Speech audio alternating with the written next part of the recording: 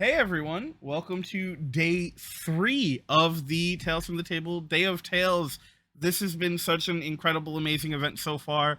We have raised so much more money than I thought we were going to, and I am absolutely blown away by that. Thank you to everyone who has been a part of this, whether it's been in the chat, in a game, running a game, helping on the logistics and technical side. Thank you to everyone so much. I can't wait to see how today goes. We've got some awesome games lined up, but before we get to that, there's a couple things I want to go over. First, we have a bunch of giveaways that we're doing. Any amount of money from $1 to 100 or more, all of it is going to get you entered into all of these random draw giveaways. We've got two gorgeous dice boxes from the Shady Sale. You can check them out at the Shady Sale. I can say that right. At the Shady Sale over on Twitter. There are some pictures of the dice boxes up on my Twitter as well at the Lion Knight 42. You probably already know that because you're here. If not, it's below. It's fine. There's also a trilogy of books from Thread of Souls based on one of their TTRPG campaigns. That is awesome. So cool. We've got a dice commission from Firefox Dice. Got it right this time. Had some trouble with it yesterday, but we made it happen. They've got gorgeous, incredible, amazing dice, and they are so excited to work with you on making some dice really, really special just for you. We've got a creative commission from Jack Kellum, aka Jack Gogsbane, over on Twitter. You also might know him as Jack of Gods and Game Masters. One of the most creative people I know, and he is so excited to help you create some really cool custom stuff for you to use in your games or in your friends' games or anywhere else. We have an art commission from Lost Haven Art, who's a phenomenal artist. They've made the overlay that we use for DTA and our logo and a bunch of other stuff. You can find them over at Lost Haven Art. They also on Twitter and I think everywhere else. They also ran Ryutama for us 2 days ago. That game was great. If you missed it, definitely check it out. The VOD I think is up. If not, it should be up on YouTube by the end of next week. We also, because we broke $500, which I didn't think we were gonna, Journey Through the Radiant Citadel. We're gonna have a copy of that we're giving away as well. We also broke $800. I'm still trying to figure out what we're gonna do with that because it happened so fast. And if we break 1,000, that's more. So please give me more stress. Give me things to have to figure out. I'm begging you. It's all going to a good cause. Let's talk about that cause. Every single cent from $1 to $100 or more goes to the National Network of Abortion Funds, which works to take care of logistical, medical, travel expenses, finding places for people to stay so that they can get the help that they need to keep bodily autonomy. Unfortunately, here we are having a serious issue with the attack on people's bodily autonomy and their ability to determine what is best for them. And we are going to do everything we can to try and stop that, fight back, fix it, and get people the help that they need. So every single dollar, every single cent that you donate goes towards that. Thank you again so much for everything. For the top 4 donators between now and the end of August. See, I almost forgot this part too, but I shouldn't because it's so exciting. The top 4 donators between now and the end of August are going to be given a seat at a private D&D 5e level 20 game with Jack Kellum, that's Jack Gogsbane, where you are encouraged to bring your most powerful characters because he's going to put them to the test. I promise. And for anyone who donates $50 or more, there's going to be a seat at a private game with Marshall from Iron Echo Games. They were on yesterday for Pokemon Tales. It can either be a multi-episode Pokemon Tales game or a multi-episode Root game. Both are phenomenal games. I've spent plenty of time raving about Pokemon Tales. Root is amazing as well. So we'll figure that out. But for now, I think I've been talking absolutely too much. So we're going to pass things off to our amazing group so they can bring When the End Comes. Everyone, and welcome to this first session on this Sunday. Tonight we're gonna, for us it's tonight, for a couple of you it's this afternoon, we're gonna play When the End Comes, a supernatural slasher horror game that I wrote based on the Breathless system. And first I would love to introduce you to our, I almost said victims, players of this session. Please tell us who you are, what you do, where we can find you all over the internet, and who are you gonna play in this game. I'm just gonna go around my screen. Zoe, you first. I was muted. Hello, everyone. I'm Zoe. You can find me on Twitter as @ZoeTrooper.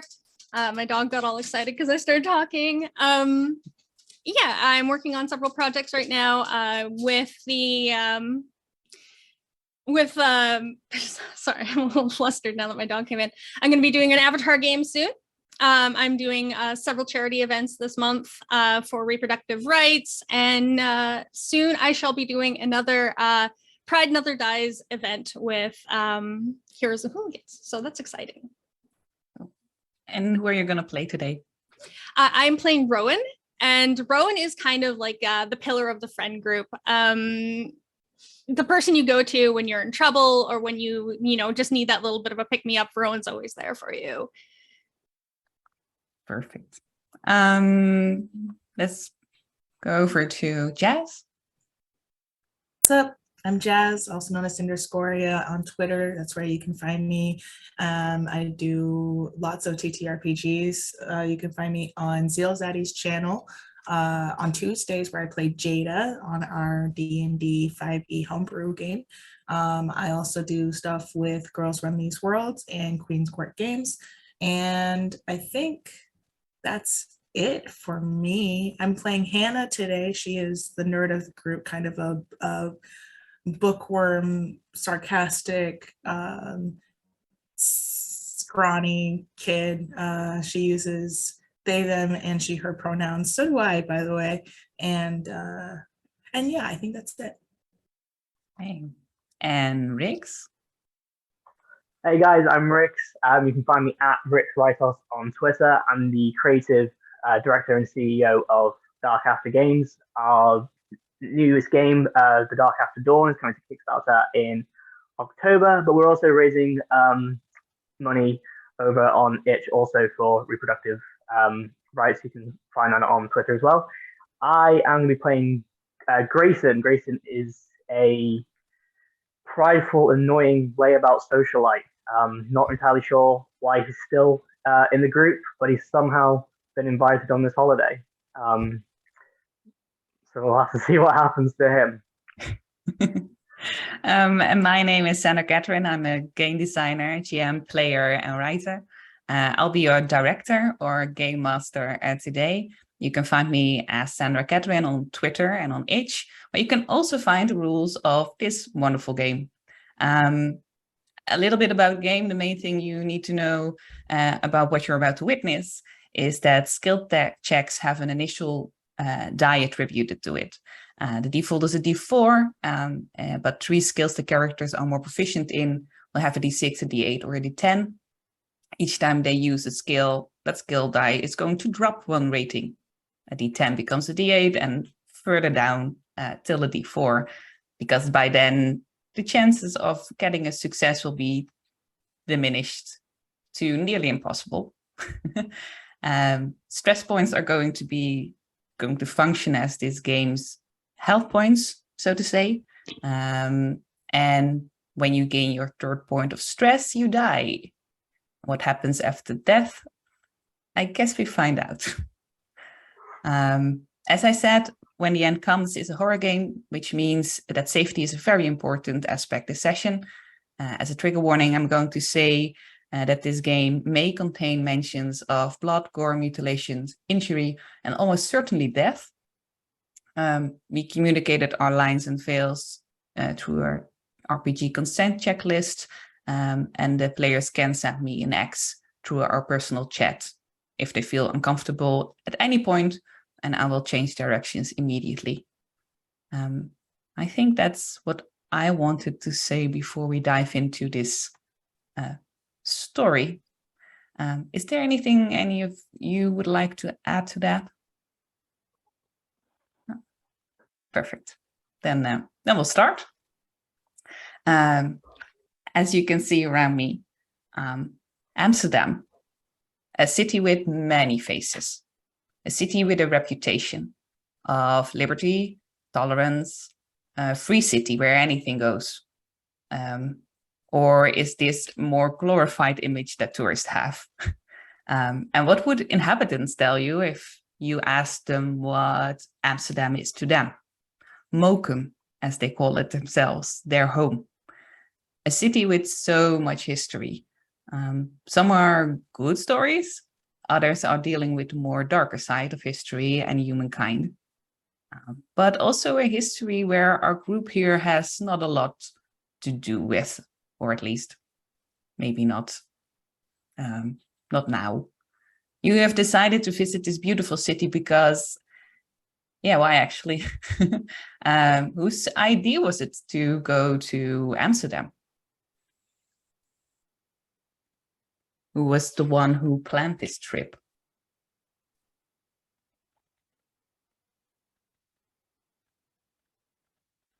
Was Yeah, Rowan. Oh, go ahead. Sorry. I was going to say, was it not Rowan? Rowan that I believe Grayson was called in for. Yeah, perhaps it was Rowan who kind of just decided one day that, you know, it would be fun. Not so much the visiting of Amsterdam itself, but the fact that her friends would be there and she would be able to protect them in a way, or just kind of like maybe they had some stuff going on in their lives and it was kind of a way to give them something back. Just like, come with me to Amsterdam, we'll have a great time. And what is something your group will be doing in this city? What is something, some landmarks, some visits you would like to get to?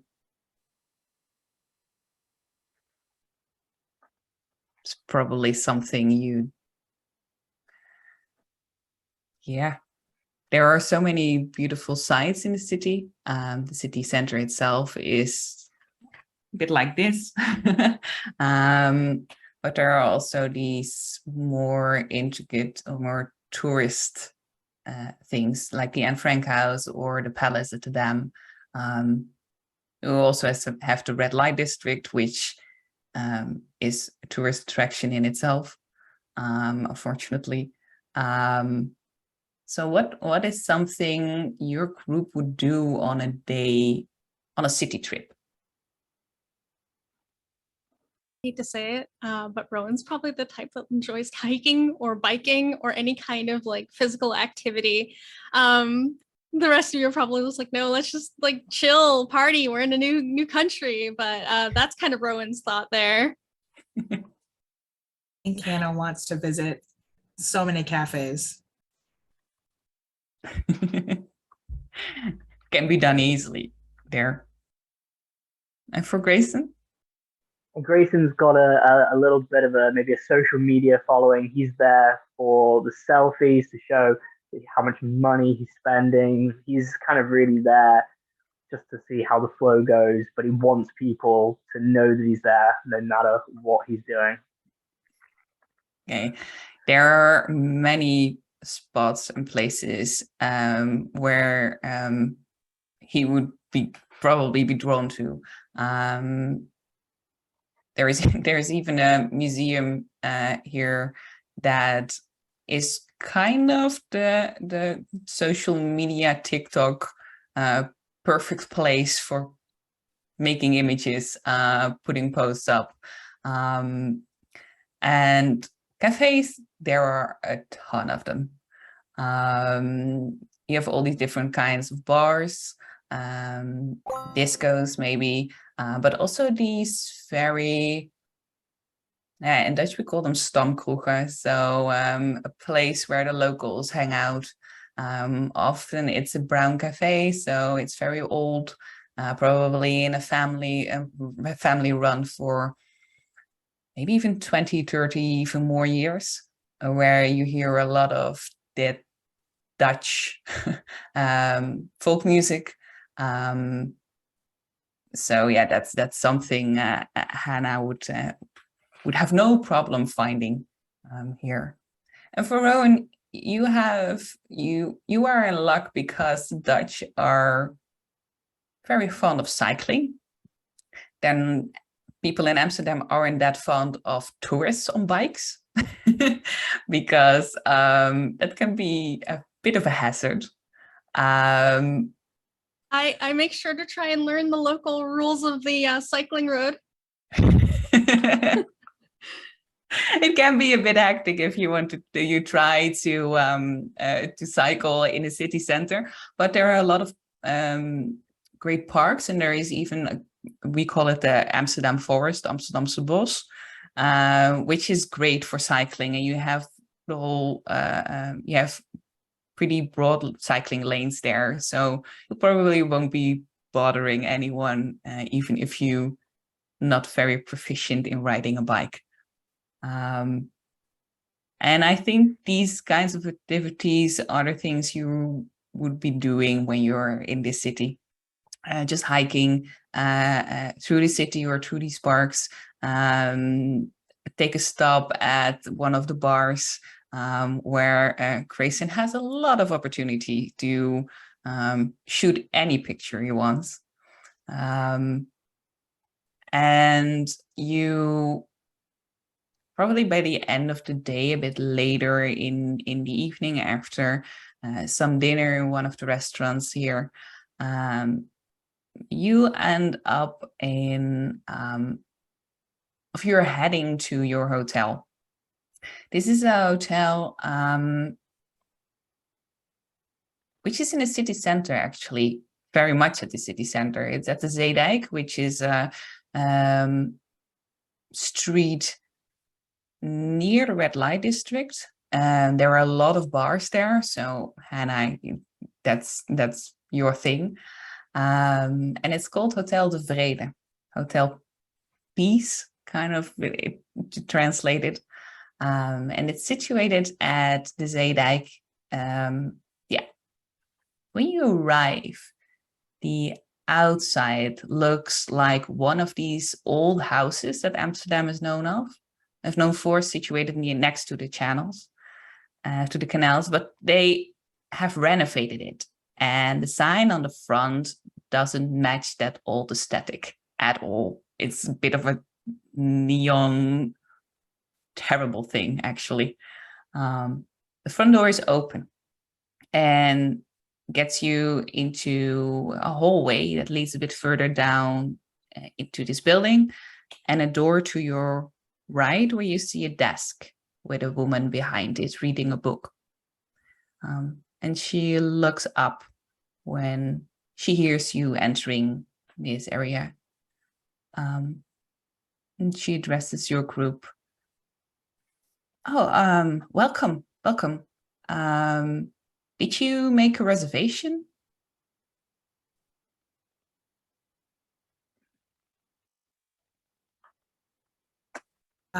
Yeah, it should be under Martin, Hannah Martin. Oh yeah. Hold on a second. And she opens up a calendar before her, a big book. And she goes through and she says, "Oh yeah, that's yeah, I see it here. Three people, right? Okay. I have a 2-person room available and a single room with that. Is that okay, or do you prefer single rooms?" I didn't think this far ahead. Are What do you they think? across from each other, or are they relatively close? Yeah. They're in the same hallway, same corridor. Same hallway. That's not so bad then. Does anyone want the single room? As long as I'm not sharing, I'm okay with anything. Then I guess you get the single room. All right. She hands you 2 keys, one for each room, and these are no card keys. These are these old keys, actually, a bit heavy, which is also, it's interesting, but also kind of funny because there aren't many hotels, especially not in Amsterdam, who are giving these out. But she hands them to I think to Hannah, both of them to Hannah probably. And she says, yeah, they're up on the third floor. There is a stair, but there's also an elevator. So I hope you enjoy your stay here. Thanks. Well, I will take the stairs. I don't like elevators, so I don't know if y'all are coming. I'll meet you up there or not. I'm mostly just hanging back, waiting to see how the others are getting along. I'm actually kind of excited about all of this as well. So, kid candy shop kind of vibe. Yeah, the elevator is big enough for 2 people with luggage, which I assume you have still with you. So for Hannah, that will be a couple of stairs with their suitcase. I will lug my suitcase up the stairs. I refuse to take the elevator. Okay. The other 2? Yeah, on the other side, you've got Grayson, he's sort of looking around at trying to take in the decor. He's turning his nose up a little bit at the area, and he's clocked straight on to the elevator, and he's sort of making a push for that with his little trolley suitcase. And you can tell that he is adamant that he is not climbing those stairs. So we have a split group, Rowan. Can I just carry my buddy up the stairs? Okay. I don't know if I want to play. I'm just kind of like, let's go, and I'll pick you up and try to carry you up the stairs. Okay, then we're going to roll for that to see how you do that, if you're able to do that, because it's a person with a suitcase probably. Roll me, I think that's going to be strength. Okay, let's see what my strength looks like. D6. Let's do this. 3. Okay. For this game, do you roll 2d6 or No, just one? Just one die. Yes. But the next time I'll ask you to roll a strength check. It's going to be a d4 by now. Okay. But with that 3, you manage to pick up Grayson. I'm loving it, by the way. This is even better than the elevator. And you get him up to the first floor, but then I guess you're still holding on to that suitcase, Grayson, and that brings you a bit of balance, Rowan. So unfortunately, you are able to bring him to even the second floor probably, but when you're doing that between the first and the second floor, you're bumping his hand with the suitcase against the wall, and his suitcase goes tumbling down the stairs. And Grayson, I don't know why, but you didn't close it properly. So a lot of your stuff is just spread all over the staircase at this moment. Well, thanks for that, Rowan. It's not expensive or anything. All of the clothes in there, just, they're not cheap or anything.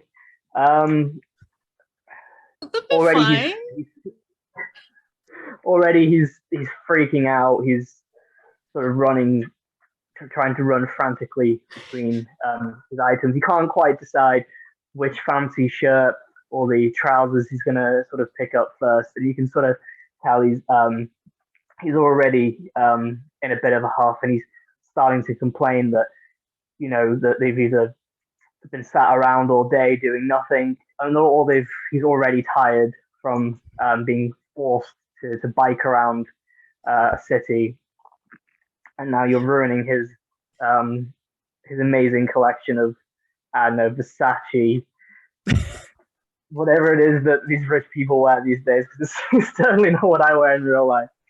So I'm kind of at the top of the stairs, just going, oh goodness. And then I'll kind of trudge back downstairs, shoulders low, and start helping you put all your stuff back in the suitcase. And Anna, you hear all this noise going on behind you. Yeah. I'll just kind of go to the top of the stairs and look down like, oh no, you dropped his babies. Yeah, I'm gonna obviously Grayson's in a little bit of a huff, and he's not particularly too impressed that Hannah's just stood there at the top of the stairs. So I'm gonna sort of angrily, huffily try to convince her to come down and do and help. And by that I mean Grayson isn't actually doing anything. He's not actually helping Rowan at all. He's gonna have them sort of pick it up. So he's gonna try and sort of convince Hannah that that's something she should get involved in as well. Are you gonna do that, Hannah? No. I think I start to when I see Rowan like picking up the clothes and stuff like that. But when I see that he's not doing anything, I just cross my arms and I'm like, wow.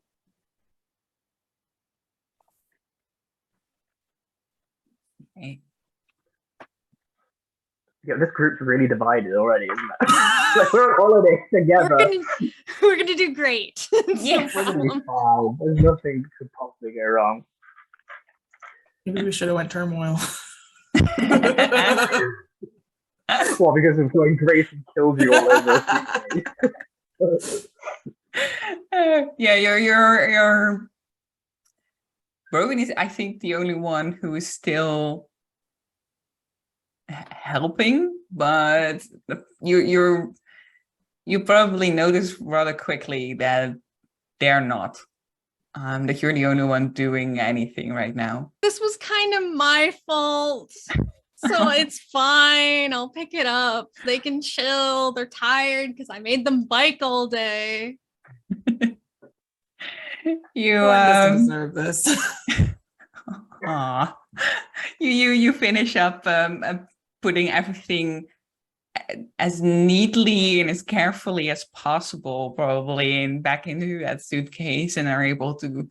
It's a lot of stuff, though, but you're able to put it back in a kind of a neat way. Maybe even better than he had packed it himself. So now, Grayson, you have your suitcase back, but you're halfway the stairs between, almost at the second floor, but you have to go up to the third.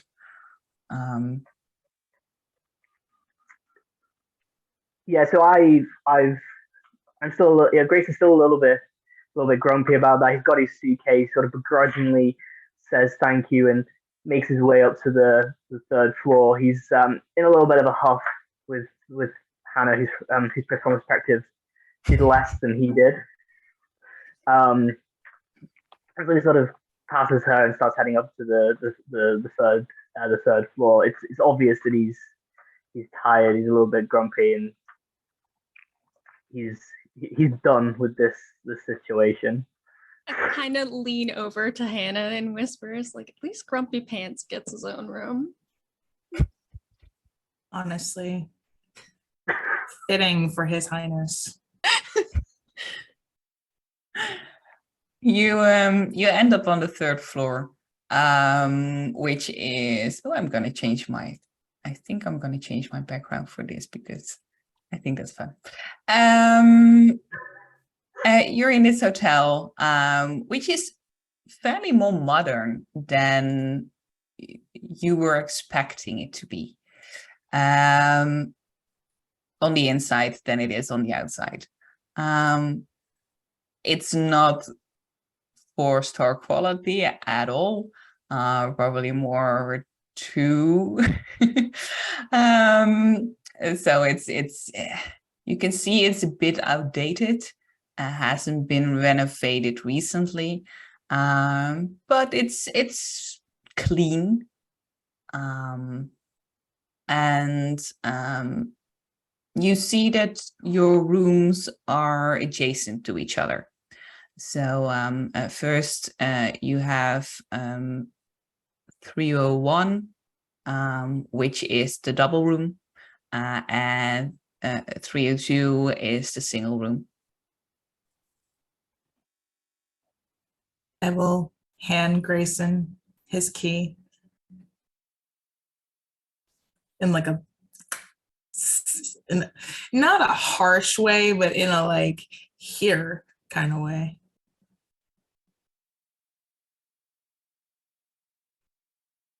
Yeah, who sort of takes the key. You can sort of sense Hannah's maybe reluctance to actually be there anymore. But he sort of gives off a sort of like a half-cocked smile. Like there's a semblance of friendliness there. Like for a second that he remembered that he was on the holiday and these guys were friends, and he sort of takes the key from them and starts sort of turning off to put them in, and then sort of half turns back and says, so what are our plans tonight? What are we doing? What's our plans next? We could go out tonight if you wanted to. Or we could stay in, whatever, doesn't matter.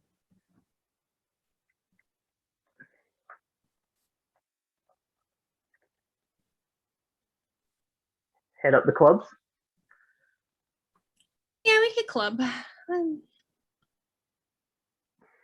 I don't really have clubbing clothes, but sure. We could all wear Grayson's clothes. You could do, but they're probably all ruined now, aren't they, Rowan? I'm pretty sure nobody would notice.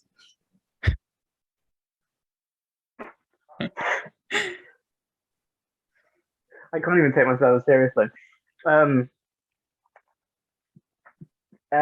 I say we go out, and I say we party, and I guess we can see what's about, see if there's anything that this city has to offer, since this hotel room clearly isn't going to offer anything. And he's sort of looking around. He's 100% turning his nose up at this place. This is not the kind of place that you would typically find him in. And you can tell Sorry, he I'm not all of us have your money, okay? This is the best place I could find. He's kind of like, whatever. Let's just go out. Let's just get drunk. Let's just get ready to go. And he sort of like turns on his tail, a little bit of like a sort of like a sense of like weird campy hair flick, even though he's got very sort of short hair, sort of like a campy flick, and he goes off sort of starts toddling off towards his room. Okay. And when you enter your room, and Rowan and Hannah, when you enter your own room as well, you see kind of the same thing. It's just this interior is this standard hotel furniture in there, and there are two separate beds, two single beds in your rooms, and one, of course, in the single room. They all have a nightstand. The door to your right leads into a very small bathroom. It does have a bath in both of them, but it's also a shower. There is a sink with a mirror above it, and in the rest of the room there is, these terrible IKEA paintings that you see across the world. They're all the same in every hotel you get to. They are on the walls, and on the other side there is a small mirror as well. There's some closet space, not much. So you'll probably have to keep your clothes in your suitcases unless you have something that needs to be hanged. And yeah, that's it. It's a very simple layout here, nothing fancy, which of course you couldn't expect it to be. You dress up for clubbing, even though you maybe not have clubbing clothes, but something that you feel comfortable in going around, I guess. And as you're doing that, Hannah and Rowan, in your room, you see on one of the nightstands, there is an old telephone, as you have in a lot of these hotels where you can call the reception desk. And that phone starts ringing.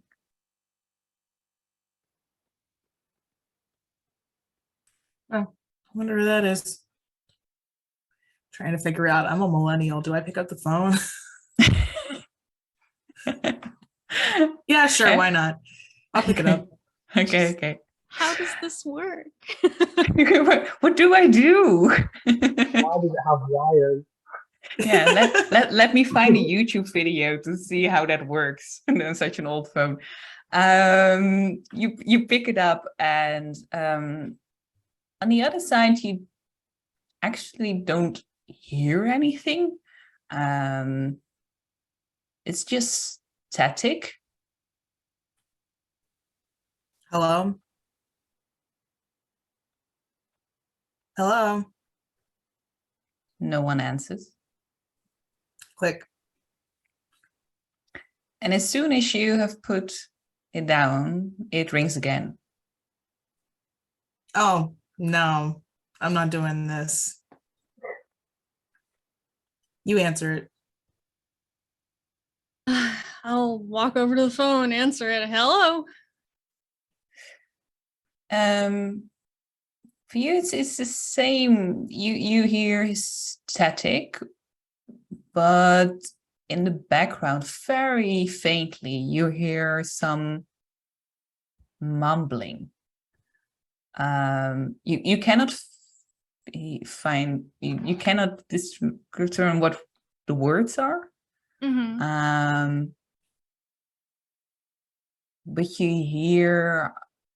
you don't even know if it's a voice or it's just static, getting a bit more into the melodical sound range.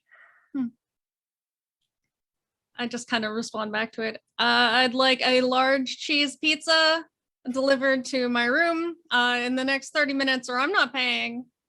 Okay? All right. Goodbye. And I hang up on it. Huh. Can I ask you both to make a perception check? Sure.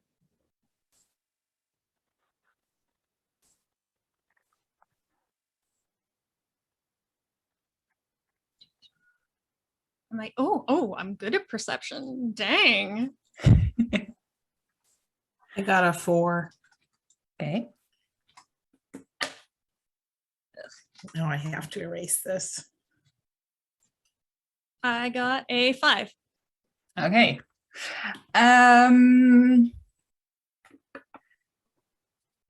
Both for the both of you, it's clear that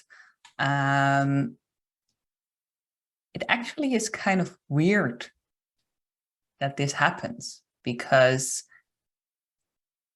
Hannah, for you, this is an old phone you're not really used to, but still, you know, and Rowan knows for certain that this thing should be connected to something. A cord should be plugged in to the wall to have a telephone line connected to it to be able to function at all, to ring at all.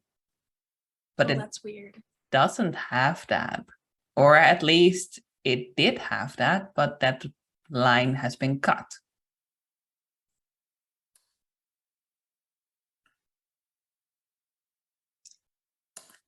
Maybe it's electric and it's just like made to look really old.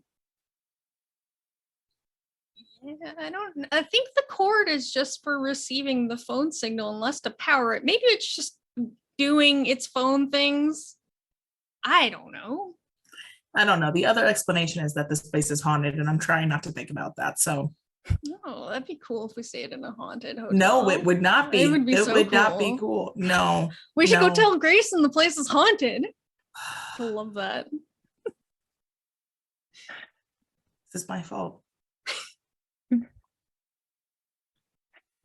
Um, Go ahead. Go ahead. No, go ahead. So what kind of ghost do you think is here? There better not be a ghost here. That's all I'm saying. All right, all right. Talking about Grayson. Grayson, you enter your room and you see what I just described. A very simple room, a bed, a small table, a nightstand, a mirror and a painting at wall. A very small bathroom. At least it has a bath. And a sink and a mirror there as well. So what do you take out of your suitcase for this occasion?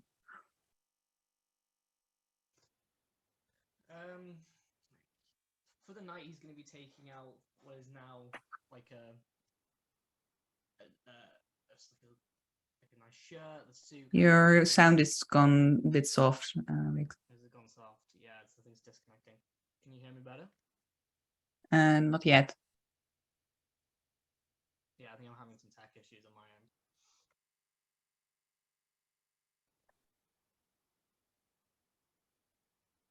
How about now? No, not yet.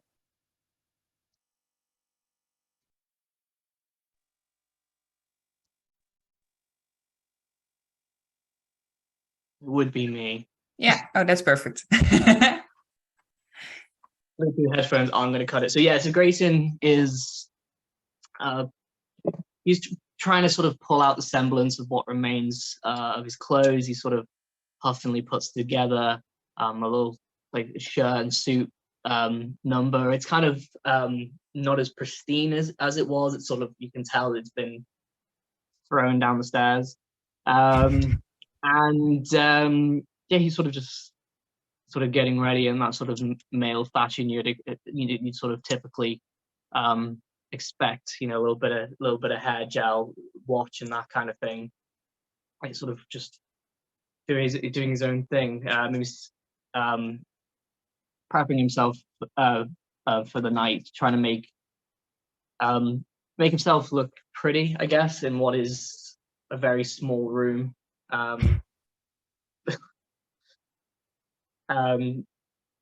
Yeah, and he's sort of he plans to get out. You can tell he's like hastily trying to go from A to B.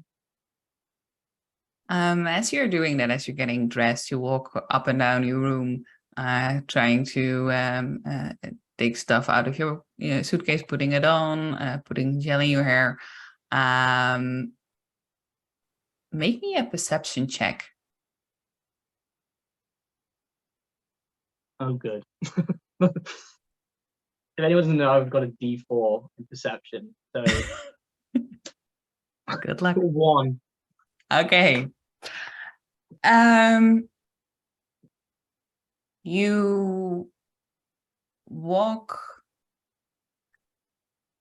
across the room, and in your peripheral vision, you see something in the mirror. Better to say someone in the mirror. And that someone isn't you. It's a woman, a very pretty woman, actually. who is following you with her eyes from left to right as you're pacing up and down. That woman should not be there. She's not in that room with you. You're gonna take one stress because of that realization.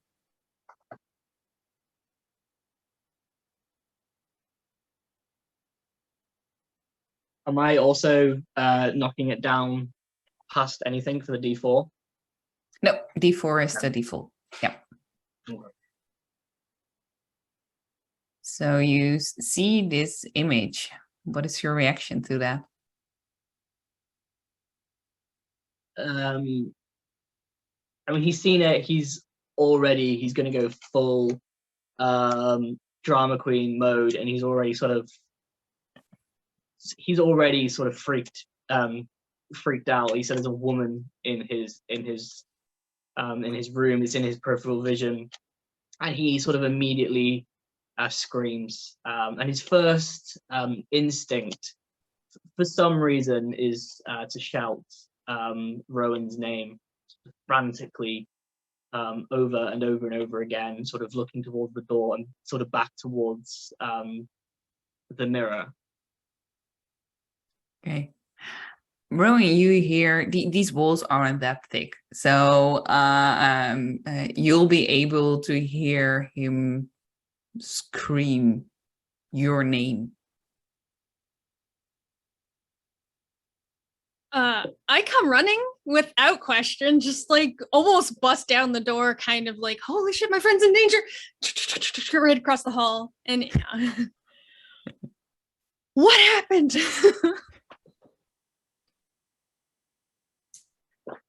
I follow behind her at a more leisurely pace. Wow, these guys do not like each other. It's just like, I like you well enough. I just think you're a drama queen.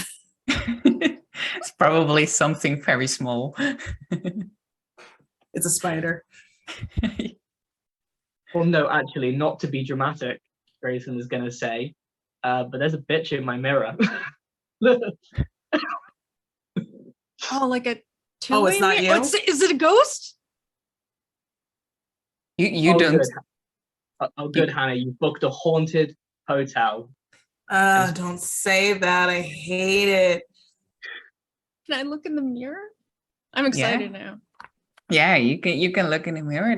You see yourself, and you see probably Grayson a bit behind you, but there's no person you don't recognize in that image. No, Interesting. and Grayson, for you, she's also disappeared.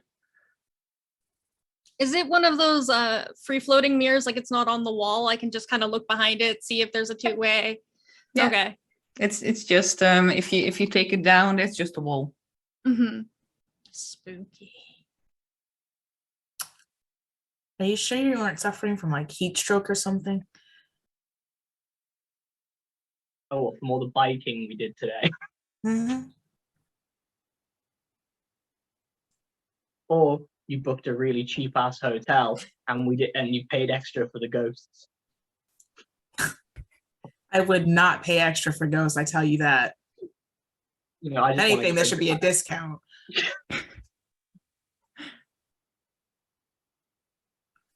We had a weird thing too happen in our room, but I mean, it's probably nothing, right?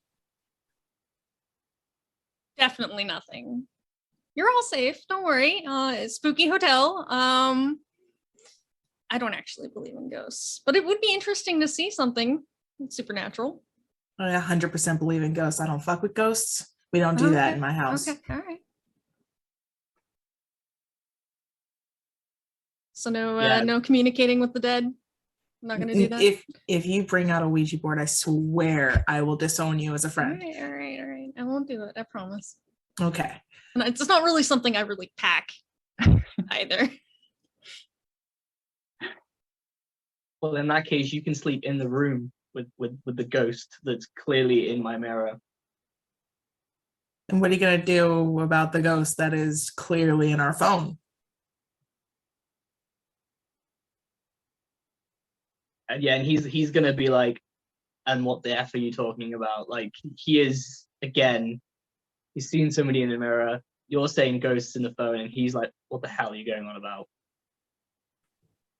Our phone rang and there was nobody there. And also, there's no way for the phone to ring. The line is cut. So maybe somebody's just playing a really elaborate prank.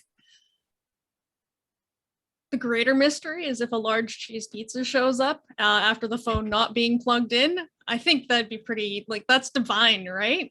Divine intervention. That would actually be kind of cool. Yeah. Speaking of, I'm kind of hungry. Me too. Are we gonna go out or not? Yeah, we're going.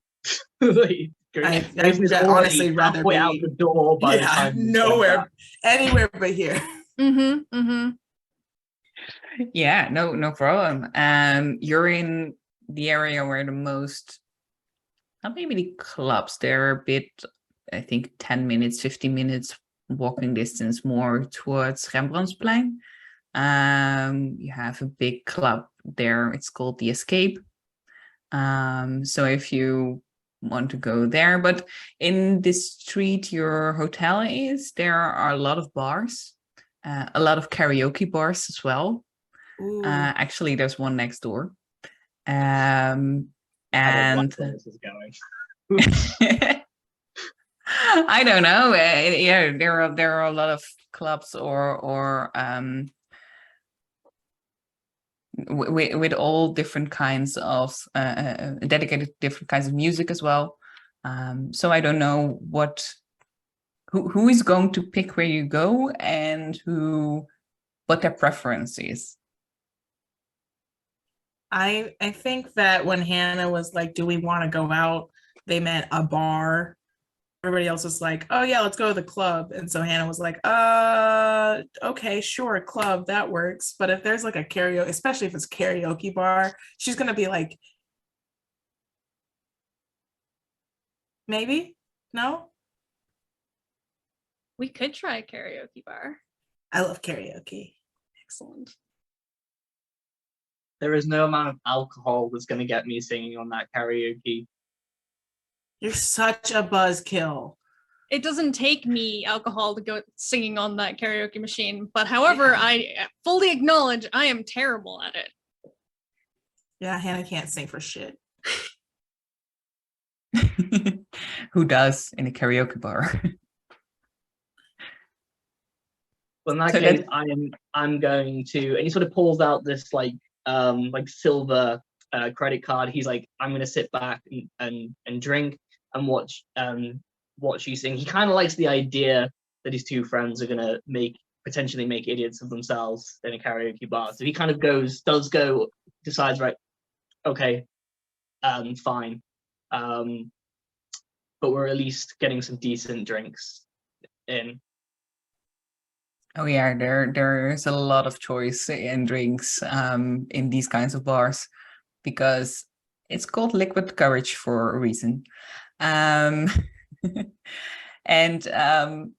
what is if Hannah and Rowan would have to choose a song? Which is the song they are going to pick? Alone by Heart is my go-to karaoke song, Jazz's go-to karaoke song. So I'm going to say that. It's terrible. It's terrible. Make me a presence check. Oh, good. This ought to be good. Yeah, I think Hannah is very good at that. I got a 3. Nah, that's it sounds terrible. But you hit a few of the right notes, and people did drink. People did drink enough to give you a very loud round of applause after you are finished. Your biggest fan, Rowan, just standing ovation. Yeah, and Grayson's already like this with his phone. He's already filmed. This is live streaming straight onto like. There's a TikTok coming out. hashtag alone, all that kind of stuff. I'm going viral. This is when I overtake your social media presence. You get more likes than he does. Ratioed. Anyway. What were we saying about turmoil rules before? Like, And I was kind of going to let you rule against that. But feel free at any point. No. Roman, what would be the song, if any, that you're going to pick?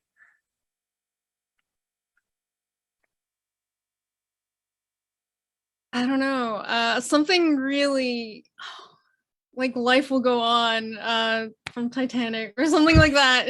Just I can't remember if that's the name of the song, but it's just like My Heart Will Go On. Yeah, My Heart Will Go On. That's the one. It's just awful. Not a karaoke song. Make me a presence check to see if you can pull it off. Oh goodness. I don't think I can, but we're gonna try. My presence. Ooh, it's a D4. Can't go lower than a D4, correct? Yeah, you can go lower. You can. Okay. Can't. Oh, I rolled a 1. Okay. She's going viral. To for be the fair, wrong reason. that song is hard to sing. So Yeah, no Yeah. kidding. It is incredibly difficult.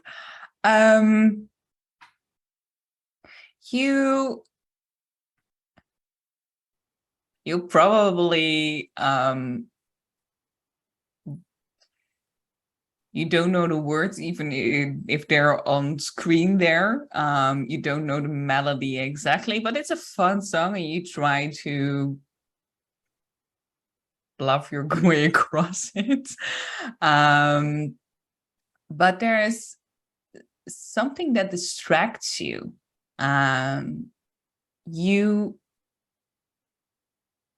It's a bit weird, that mumbling that you heard on the other side of the phone is talking in the back of your head in a way. You're really distracted by it, and it just like you have headphones on with hearing that, and the music from the outside from the karaoke bar is still coming through, but you get distracted by it very much. And I'm gonna give you one stress for this, because it's weird. Why do you hear that noise still or again, or you can't really pinpoint where it's coming from, what it is? Mm-hmm. All right. Well, My Heart Will Go On has given me stress. me too. It's fine. Yeah. I despite the whispering in my ears, I'm still kind of like trying to sing the song like a champion, and I think I'm the bee's knees. I'm doing wow, the bee's knees. That's not my age group at all, but yeah, I think I'm pretty cool. I'm clapping very hard. I'm still live streaming this, except like my viewer count's actually gone down. No. I guess when cringe goes on too long, people become disinterested, but when there's like cringe for like a split second, it's okay. Yeah. That's the same reaction from the people in the bar as well. They at first are not making fun of you at all. It's just this is a karaoke bar. There are people who cannot, they're there for having fun, not for good singing. But as this song, I think that's 3 minutes or something like that. So about halfway through, they're just starting to chat with each other, not paying attention anymore. And the applause that you're getting after the song finishes is just this, yay, wonderful, amazing, polite kind of clap. I went into this knowing I was bad at it, and I delivered.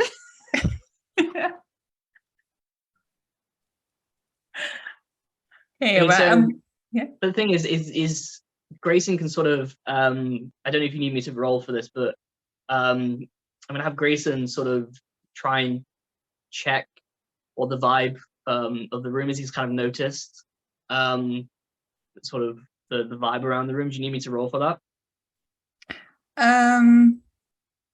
Because he's gonna kind of No. jump. He's gonna notice that his friends sort of being sort of laughed at around the room, and so he's sort of gonna jump up and sort of very camply try and sort of take to the stage himself and try and sort of divert some of the attention away from his friend. I'm not gonna. It depends on what how you diverting that. How you doing So that? I'm actively diverting. So he's going to go and sing, and literally jump in place. Like he's directly, like he's not having it. Are you gonna sing with Rowan, or are you requesting your own song? Are we still in the middle of the Titanic? Is that still going through its 7 minutes of interlude? Maybe around the 2-minute mark or something like that. All right, so right near the end of the really good bits, the high notes of the song. Yeah. Okay, he's jumping in. Like he's not having this, and who doesn't love like a little bit of Titanic? So he's gonna jump in to try and save his friend here. Okay, roll me a presence. It's appreciated. Actually, I'm gonna wait for your roll before I tell you it's appreciated. That's By really the way, good. I will say this is my D10 for some. We All didn't right, think you we were ever maybe gonna, got this. I did. All right, okay, ready. You got a 3. It's still better than my one. That is my highest score. Yeah, the next time that will be a D8. The song together.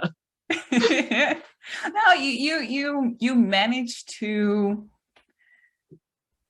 not fully, but as that's starting to get up on the high things, which you'll notice that Rowan is going to butcher or slaughter that note. You manage to. You don't get that high with your voice, but you're singing loud enough or screaming in the microphone loud enough to drown out her notes in a way. So it balances itself out a little bit, but it's still not. Yeah, the reaction of the crowd isn't as enthusiastic as with Hannah. But you saved Rowan a little bit. And I'm losing some presents in the meantime, aren't I? Yeah. Well, yeah, that's I going to mean, D8. Hannah's respect for you goes up, so that's I something. appreciate it. But Good he buddy. also forgot to turn off his live stream. So like, Okay, it goes back down again.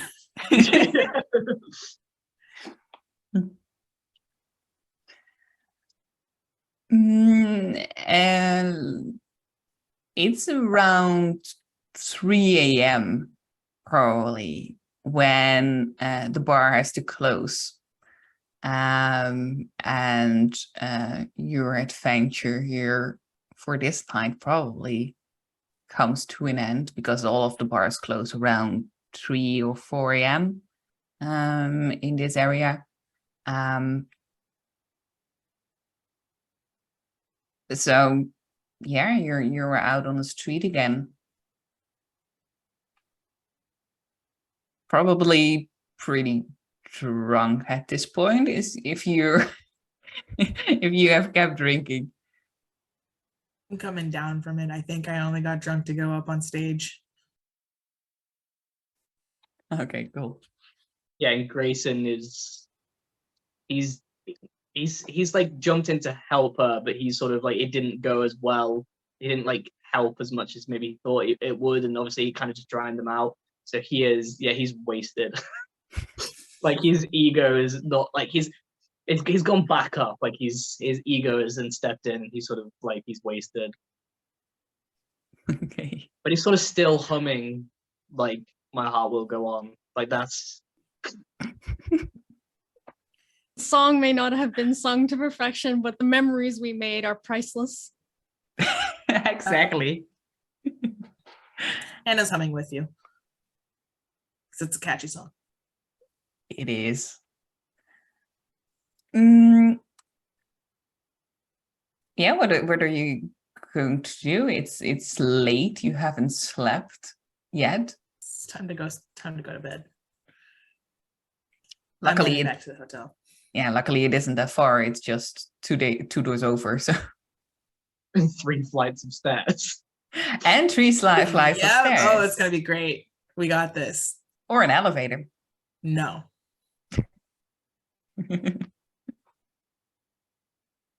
Yeah, I mean.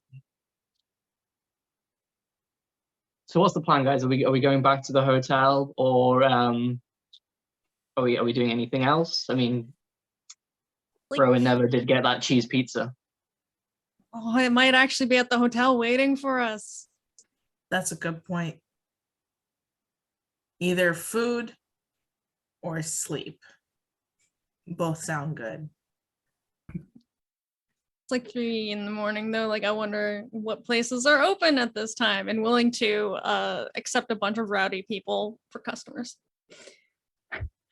Luckily, you're in the right area for that, because this street, even though the bars close at around 3, some takeout shops are still they are allowed to stay open till 4. So getting the cheese pizza wouldn't be that difficult, I think. Probably in this street, there will be a pizzeria who's open till 4 a.m. It is bad, to be honest. It's fatty. It has... The Dutch are proud of their cheese, but this is probably some manufactured. I don't know how you to describe that to you, but it's Dutch Does it would have probably the- not call it cheese. Does it have the cheese pool, like the little fatty deposit lake in the middle of the pizza? Oh, yeah. Oh, definitely. Awesome. Definitely.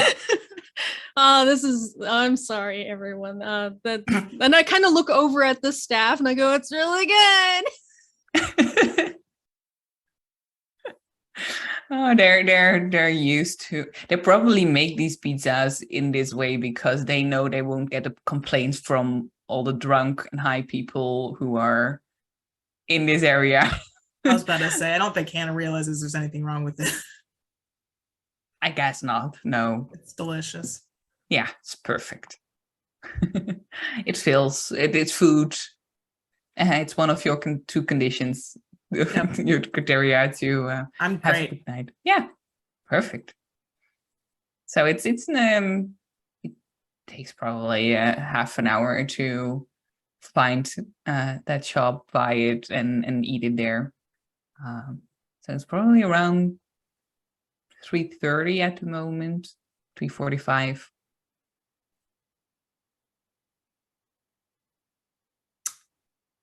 Back to the hotel.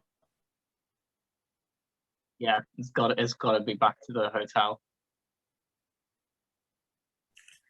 Haunted hotel, here we come. Oh, now you've reminded him.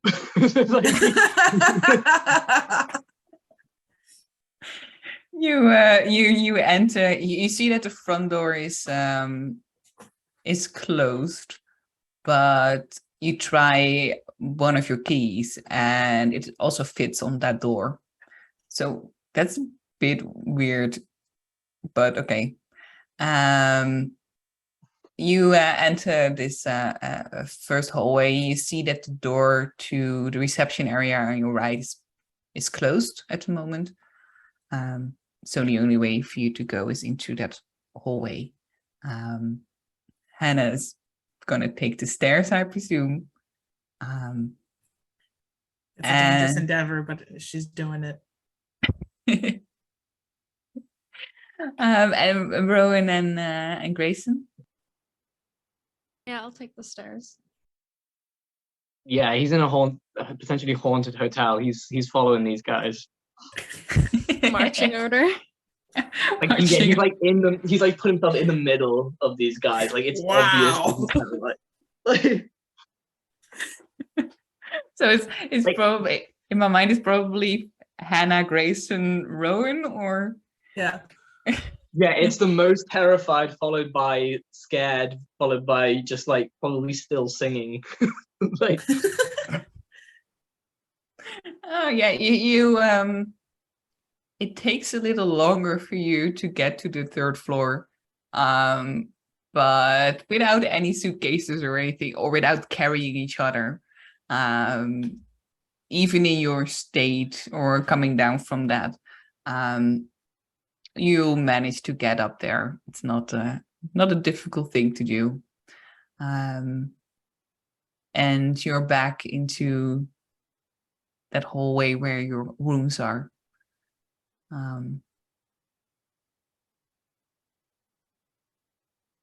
That's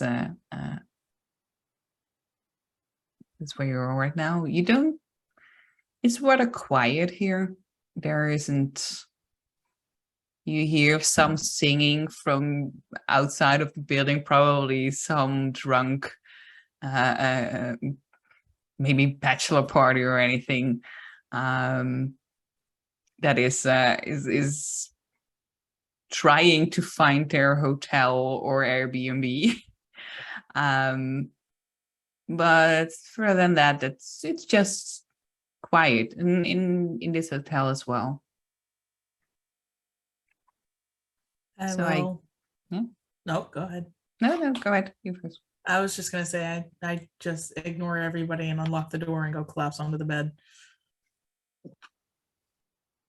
In the style of I drank too much. I don't want to deal with the light. Like I don't even take my shoes off. Did we actually switch? Am I in Grayson's room now because of the spooky mirror woman, or am I still with Hannah? Oh, I'll let it up to you. Grayson's already with Hannah. He's followed behind. Like Okay. he's not making it obvious that that's what's happening, but he's kind of like, oh, I'm so tired. We could just chat. Let's just. But he's gone. Like Okay. I'm also like probably not even thinking about it. I just go to Grayson's room and fall asleep there. And it's weird because like all of his stuff is around, but it's it's fine. I don't think Hannah realizes that Grayson and Rowan switched. Probably not. Okay, you will collapse on your bed, probably still fully dressed, and fall into a very deep sleep.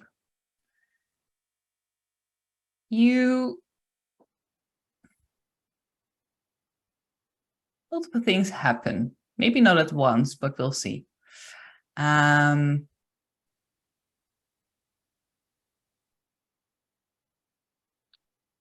Rowan, you wake up about an hour in. You look at your phone and it's around 5 a.m. now. Still dark outside, but and you don't know exactly what. You do know what is woken you up. You hear a storm outside. You hear wind blowing outside. You hear waves.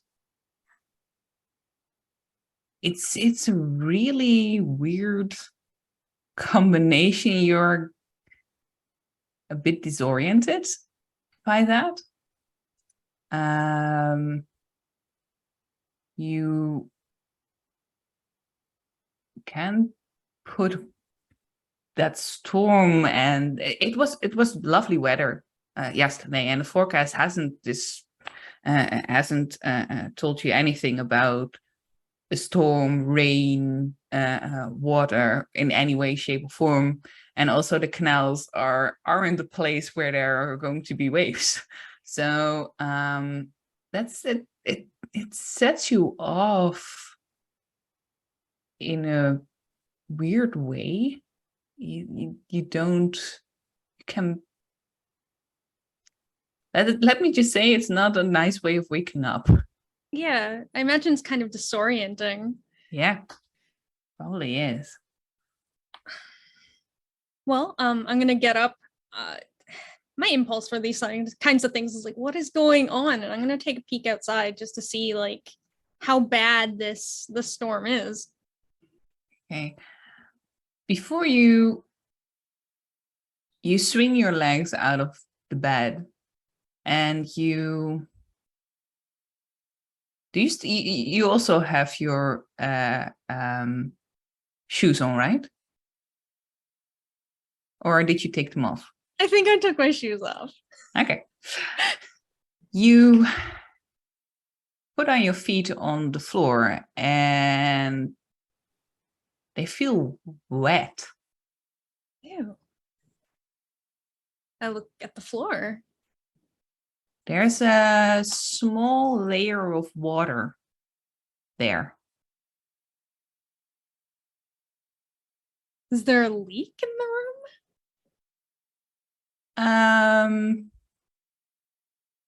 Make me a perception check or an intellect. You can choose.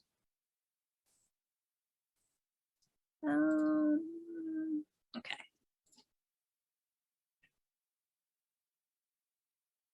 Let's try an intellect. So she's like fixing leaks at like 5 a.m. Something good. 3. Not fixing leaks at 5 a.m. You because of your disorientation, you get up and your mind goes, okay, leak, water, that probably be from the bathroom. So you walk towards the bathroom, and when you open up that door, there is no, the bath isn't running. In the sink there, it's not running. There's no water from there, and also the floor there is dry. And as you turn around and look back into your room, that layer of water is gone. That storm sound is gone. The sound of the waves is gone. But your feet are still wet. That's so weird. I'm going to assume that I drank more than I thought I did, and I've stepped in something, and I'm having like some sort of waking nightmare. And I'm just kind of like, okay, gotta take it easy tomorrow. And I start taking off my moist socks, because who sleeps in moist socks? Ugh, gross. Can I also like, I know I'm in a separate room, but I'd like to check to see if my friend's room is flooded. Oh yeah. You open up the door into the corridor, into the hallway. And at least there's no sign of any leak, water, anything like that. You could barge into their room if you want to check. Yeah, gonna barge in. Yeah, no. Break into our room in the middle of the night. Oh, that's a question for me to you. Did you have the capacity of mind to lock your door or not? Ordinarily, yes, but I think that Hannah was drunk and did not. Yeah, and Grayson had already ran into the room, like behind. Mhm. So no, So- I'm going to say the door is probably unlocked. Okay. So Rowan, you don't have any trouble getting into that room. You open it up and you see Hannah and Grayson just sound asleep in a dry room. Hannah went to sleep with shoes on, right? Yeah. I take your shoes off for you. Well, thank You're you. welcome. If Grayson did, I don't think Grayson went to sleep with shoes on, but would have done that too. He would never go to sleep. With shoes Exactly. on. Yeah, I'm just Like, like, his, okay. like his like little his like brown suit shoes. They're like he somehow managed to like put them next to each other neatly. Like he's still wearing the full suit, but he's somehow managed to like socks and shoes. At the end of the bed. They're like neatly. Yeah. Well, in that case, yeah, take shoes off, head back to my own room, go, what the heck, and just try to get some more sleep. The storm was weird. Yeah. But probably you weren't fully awake. Probably. Probably.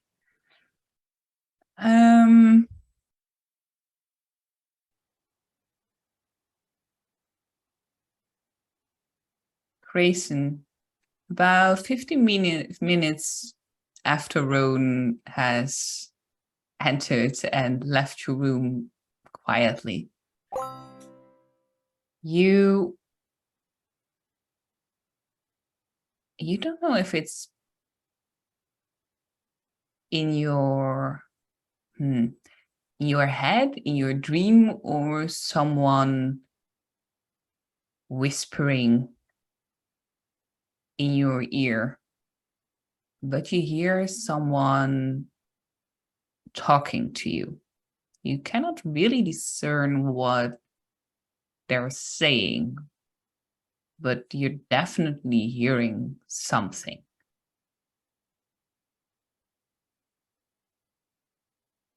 Is it enough to wake him up? I think it would be enough to wake him up, yes. Well, he's gonna sort of like open his eyes. He's still like he's in that sort of like semi-drunk, hungover stage. And he's sort of gonna sort of maybe look around to see sort of where the noise came from, whether it's Rowan or Hannah like talking to him.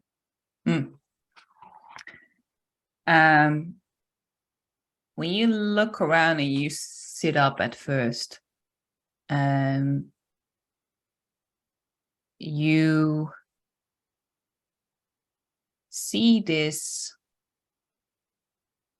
person standing almost at the place where your shoes are by the end of your bed. Better not touch my shoes. No, I don't know. Probably around there. And it's really difficult to see them properly. It's still dark, and you see a bit more of fuzzy image. But because you saw her before, twice actually, you recognize that figure. It's that woman you saw in the mirror. And you now realize it's also the woman you saw at the reception desk, who checked you in. I need you to make me a resilience roll.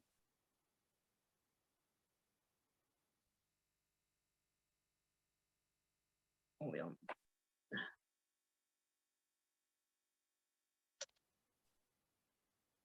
6. Hey, good. I guess the D8. Yeah, perfect.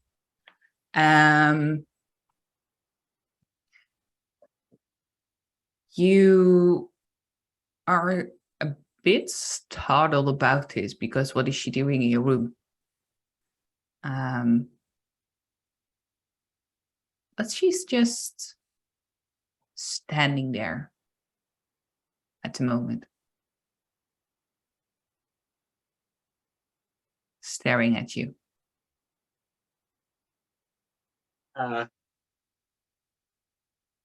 Anna, he's definitely like, obviously he recognizes this, so he's gonna try and wake up Hannah. He's sort of being a little bit like he's sort of remembered that this is the second time that he would be now calling people out into his room, so he's just sort of a little bit more cautious about it. So he's sort of if the beds are next to each other, he's sort of leaning like and sort of, but he's still like 100% transfixed on the quote unquote crazy bitch in his room. What? Are I'm sleeping. you seeing this? The woman from the reception's in our room. What? I sit up. As you sit up,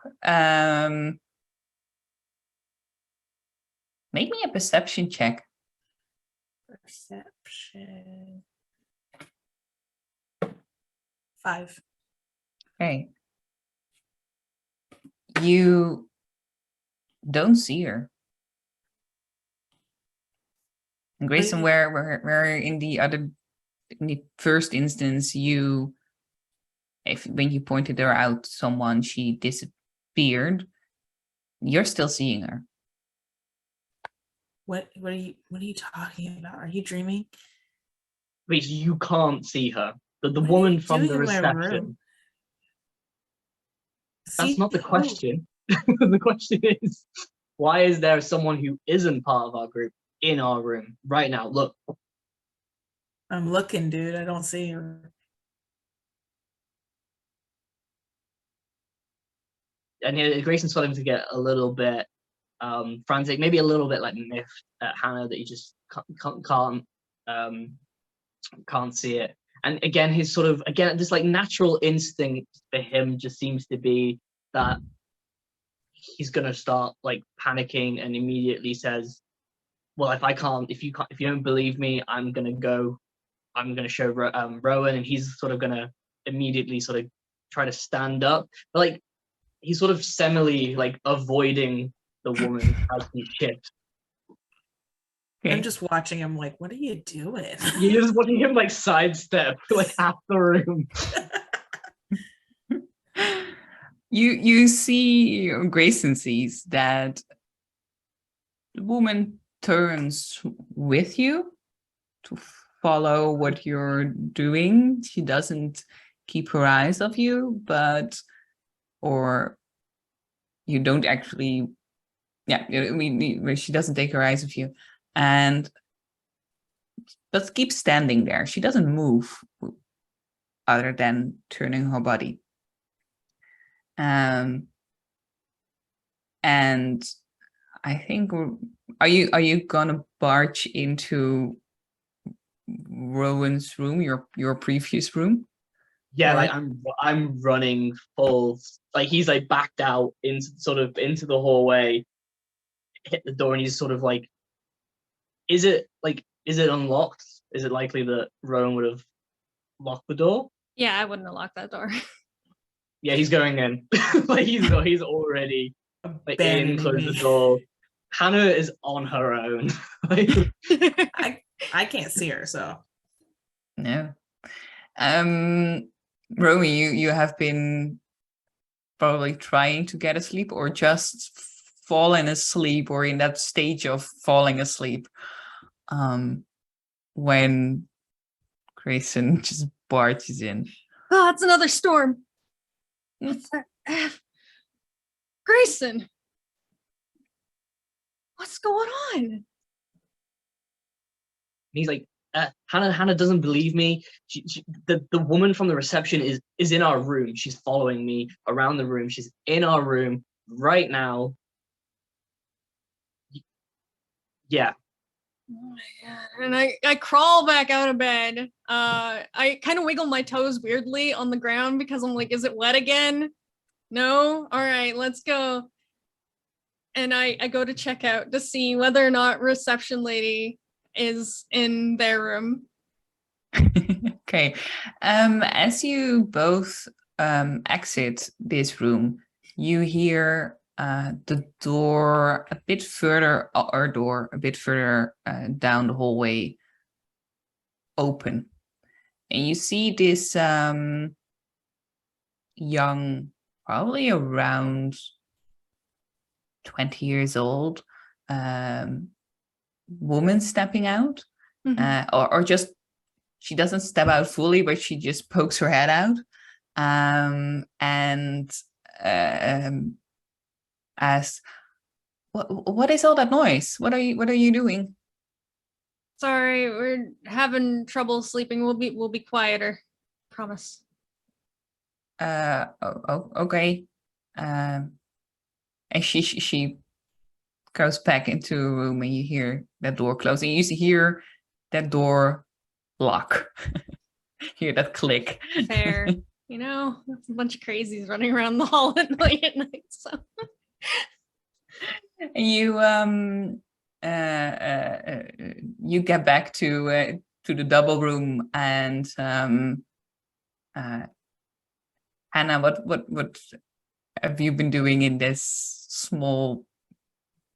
I think Oh, part yeah. of her tries to go back to sleep, and then when they realize that they can't like turn their back without exposing it, they're like, and she just kind of stands up and searches the room in case there was like a projector or a weird lady or drugs or something that could have made Grayson see the receptionist in our room. So Okay, that's what I'm currently doing. Yeah, make me another perception check. And Rowan, for you as well, as you enter the room, okay, give me a perception check as well. And Grayson, let's do that for you as well. All three are perception. So Hannah got a 2. 3. 3.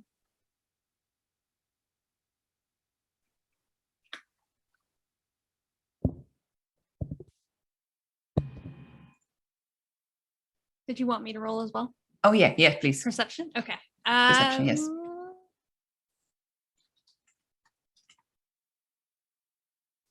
I think perception. So I got an 8. Wonderful. That means that you don't see him, or see her. You don't see the figure. It's just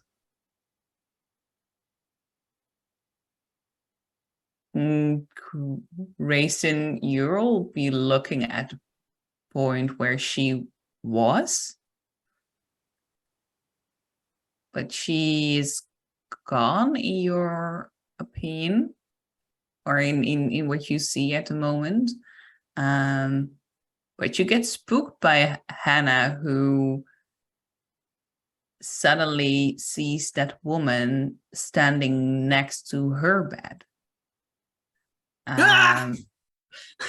You take with stress for that. Wait, I'm taking stress for that. No, for Hannah, it's stress.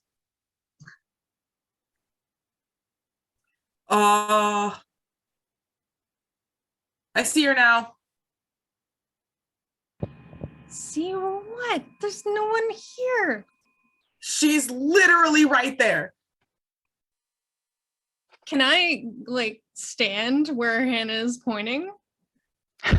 Yeah, you can. Don't go near her. There's nothing here. I look at Grace. Now is not the so now is not the time to be taking the mick out of me, Hannah.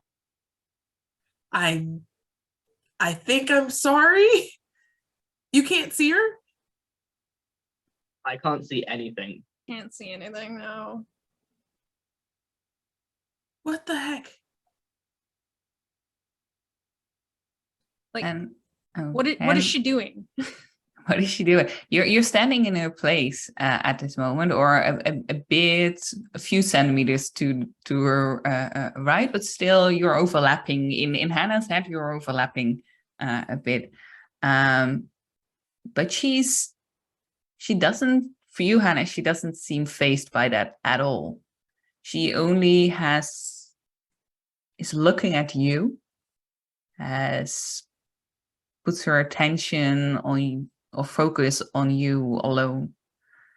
And she bends forward and whispers in your ear, "If I can't have him, nobody can."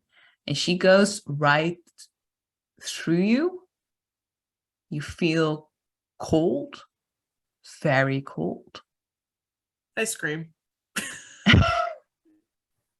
And she's gone. I start screaming. And Grayson Screaming at is each other. screaming. Like there's a All whole three of room. us Everyone screaming. is And in the middle of that screaming, your phone rings again. The one that's not connected. Oh, hell no. No. But this is the first time Grayson's hearing this, so Yeah. he's like, so this is the cheap pizza phone. I've The one stopped that's not screaming connected. at this point. I'm covering my mouth and I'm just staring at the phone like Grayson, I smack him on the So shoulder. Answer. Grayson.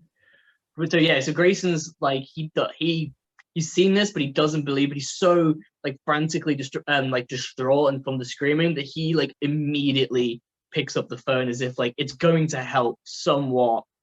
That like somebody, and he's like, hello, yep. You hear first a bit of static, but then you hear pretty clearly a woman's voice, a young woman who is saying, "Hello, are you there? Is this room 301?" And he's like, yeah, it is. What do you want? Oh, please get out. If you can, please get out. And he's She just sort of got to like, me. She got to me. She cannot get to you. Please get out. what are you talking about? Can you tell my parents they don't need to worry. I will figure a way to get out of here. But my name is Michaela Norris. Please get save yourselves. Come on, please. And then the line goes dead.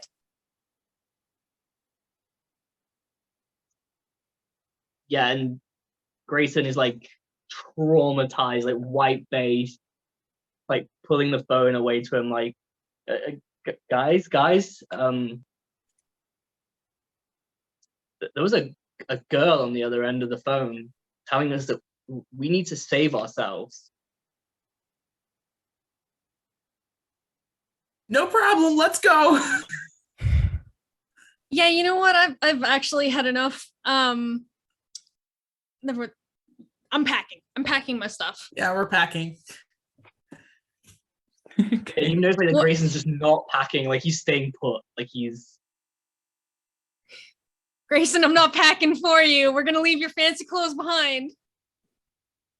and he kind of like makes like a quick remark like, oh, it's only clothes. And like there's like Oh. there's like a semblance of like poshness to it, like the way he's saying it, but it's kind of like fear, like it's only clothes. All right, But, well, like- at least put your shoes on.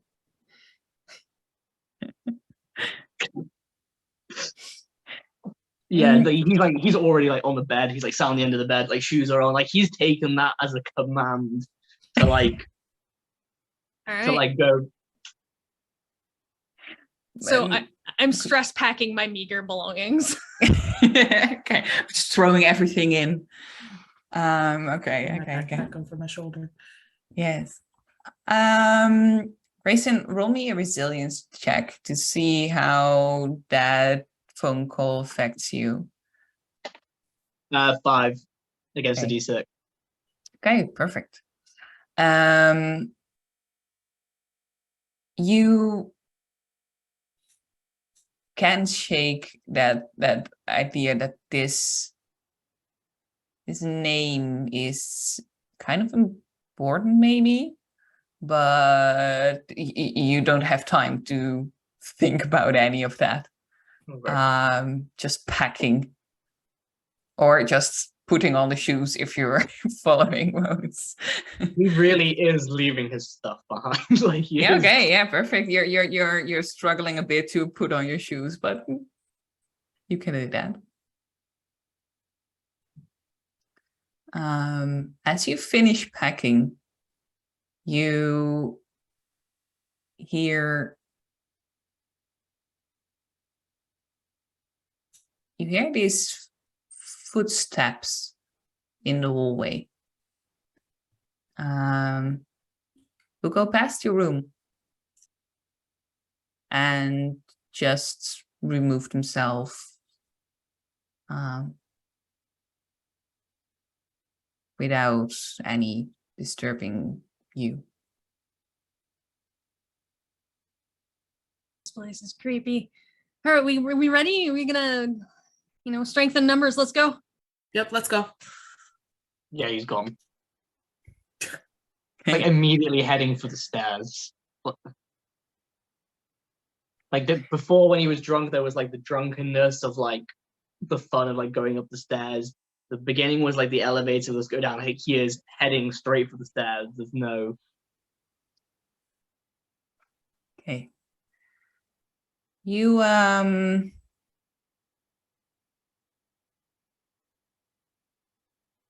you enter the you throw open your door, or that way, and you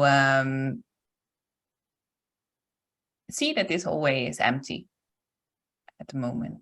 You don't see where these footsteps came from. There's no one here. But as soon as you throw open the door, you see that the room that has been where Rowan and Grayson saw this girl, the door is standing open at the moment. And you hear crying coming from there as well. So you're heading for stairs or towards the other side of the hallway?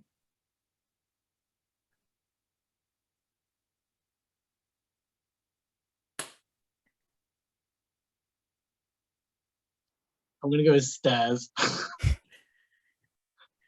Like adding screaming into this already messed up hotel. Like he just does not care what the rest of is going on in this hotel. Like it's almost as if he's like oblivious. Like he can kind of hear the screaming, but he's kind of like quick glance, shot glass down the hallway, straight back to the stairs. And he's like, "Come on, guys, like let's just go." Tourists, just screaming out of the hotel in the middle of the night. Yeah, I'm following. I'm making sure Hannah is close by as well. Yeah, absolutely. Okay. As you head down the stairs, in quite some haste, because Grayson doesn't carry a suitcase at the moment, he'll be fine. But Hannah and Rowan, please make me an agility check. Agility, oh man.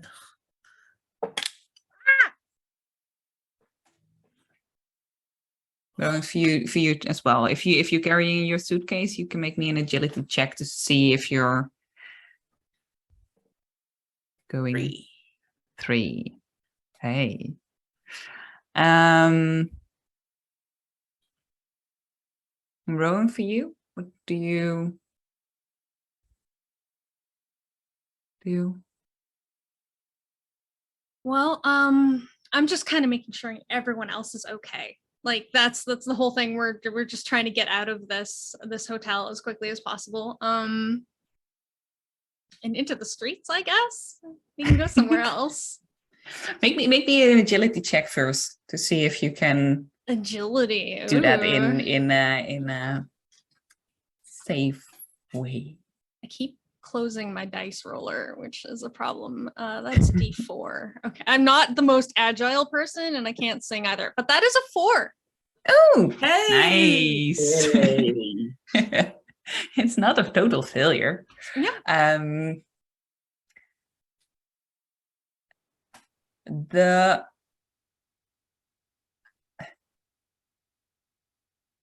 It's weird what happens, because you are certain that you are on the 3rd floor.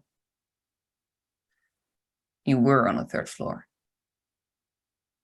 But the stairs keeps going and going and going and going and going, where you are certain that you must have gotten to ground level by now.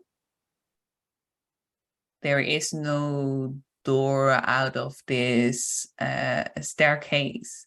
There is only stairs going down and down. So after we've gone through like 6 floors, I'm going to turn to the other 2 and just be like, never ending staircase? Do you guys sense this? Like, what's happening? Am I going crazy? I feel like we should have had that on our bingo card. Woman in mirror, never ending staircase, creepy phone, bingo. Bingo.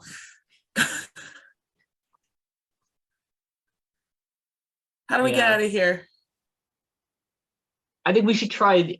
Hannah's gonna hate this idea, but the stairs aren't working, and there's only one thing that I can think of. And he sort of narrowly sort of looks at Hannah, and he's like, we're gonna have to try the elevator. I hate elevators. Do you want to try the stairs again? Like, I'm No. pretty sure we were on the 3rd floor. Like, we were 301 and 302. Why are we still going down these stairs?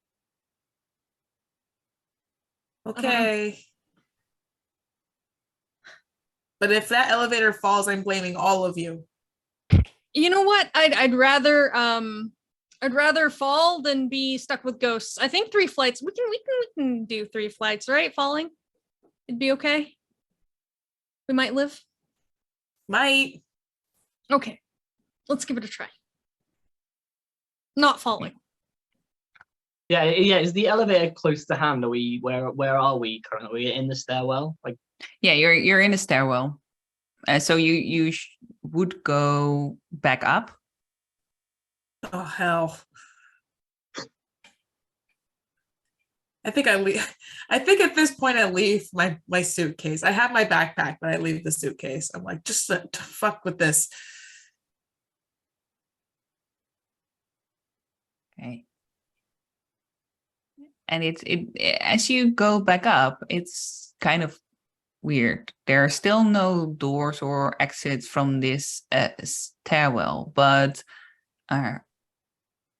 you feel like you only had to go up 3 stories at this point. And there's a door. And if you open that door, you're back where you started.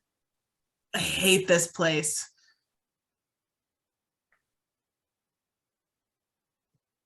The door is still open at the end of the hallway.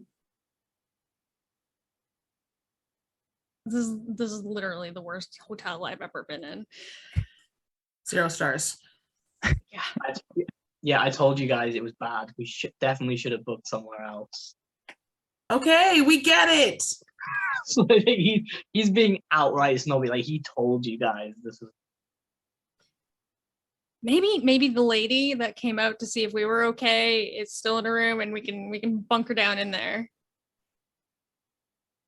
That sounds good. If she Safety lets in us in. numbers. And if she doesn't let us in, she can call the cops and the cops can come rescue us. Oh my god. Do we have Wait, cell phones? why haven't we tried that? Yeah, why haven't we tried this yet? Who's got a phone? Yeah. Yeah, you have cell phones. Yeah, he's not carrying his cell phone. His cell phone is like he's literally carrying his credit cards, some keys, and some sunglasses. So he has his phones in his room, but someone has to have a cell phone. I have my phone. I have to have we packed. So yeah, we have our phones. Yeah. I'll try. Yeah. Was it any of us smart enough to like make note of the Dutch number for the police? Because pretty sure that's not 911. That's not 911, to be sure. Zero for operator. We call the hotel itself, and because we know that number, we can call them and be like, "Hey, can we just Google?" Yeah, Google works as well. Yeah, that's not a problem. You can find the number for the immediate number for the police is 112. 112. Yeah. Here in the Netherlands. And they pick up, and you hear on the other side a woman who asks you 112, wat is je noodgeval? Okay. Anybody here speaks English? Oh, yeah, yes, of course. What is your emergency? Oh, hi. We're trapped in a hotel, and the stairs wouldn't end, and there was a lady in our room, and you know what? I'm just realizing how crazy this sounds. Did you this is a serious, this is the emergency number. If it is a prank, I'm going to hang up now. No, it's not a prank. Please don't hang up. Oh my God. What is your emergency? Do you need police, fire department, ambulance? Do we need a police, fire department, or an ambulance? Oh, you're muted. Yeah. Who do we? Yeah, I think Eric Grayson's realizing that maybe you sound like a little bit nuts. Police. At this point, I'm willing to be arrested for a prank call. Yeah, I just hand the phone to you. Hey, yeah. My friend just handed the phone to me. We are trapped. Like, we know it sounds weird, but we cannot leave this hotel, and we would appreciate some intervention. What is the address? I give the address for this hotel. Mm-hmm. That is the Zeedijk 42 in this case. You hear some rattling on a keyboard. Hotel, you said? Yes. I don't have an hotel registered there.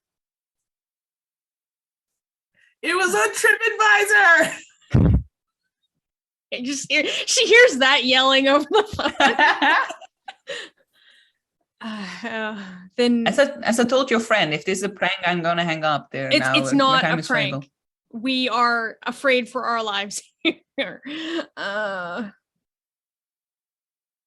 I'm gonna dispatch a police car, and they should be around there anyway.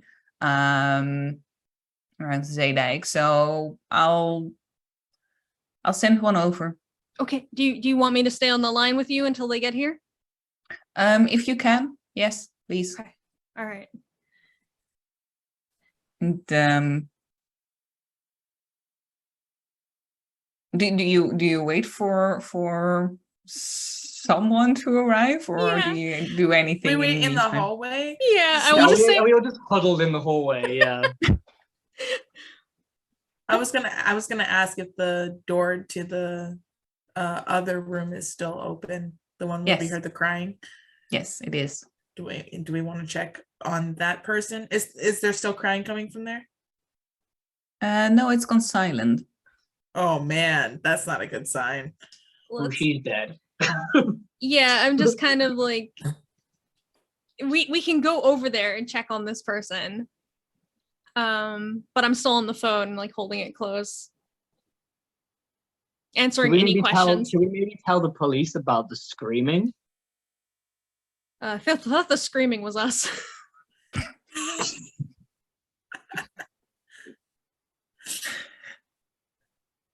Yeah, I will relay all the weird stuff if she's willing to listen. I'm not sure if she can even do anything, but they I guess need to listen to you.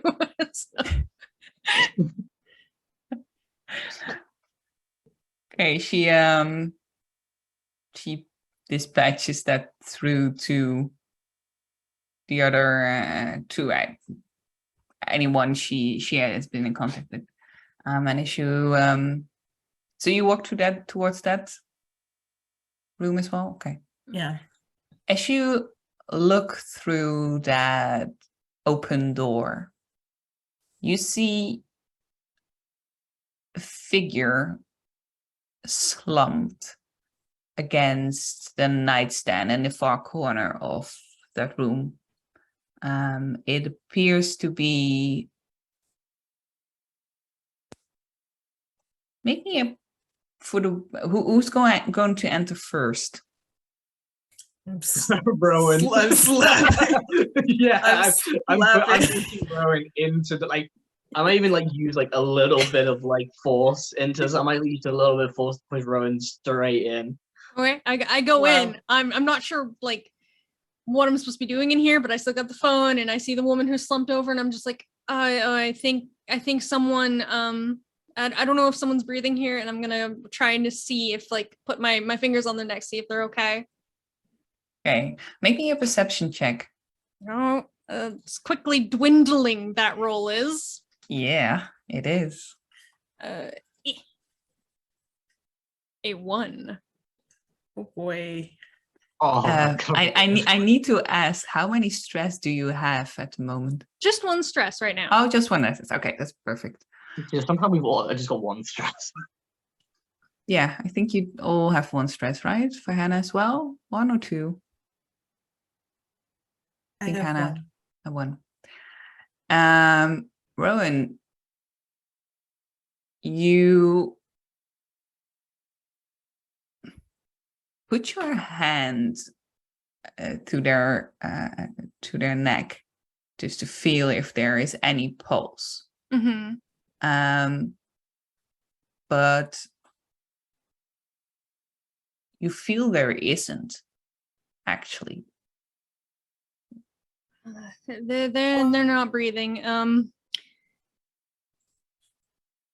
Okay, and I'm gonna try and see if I can get them on the floor so I can start doing compressions. Mm-hmm. I'll come help. Okay.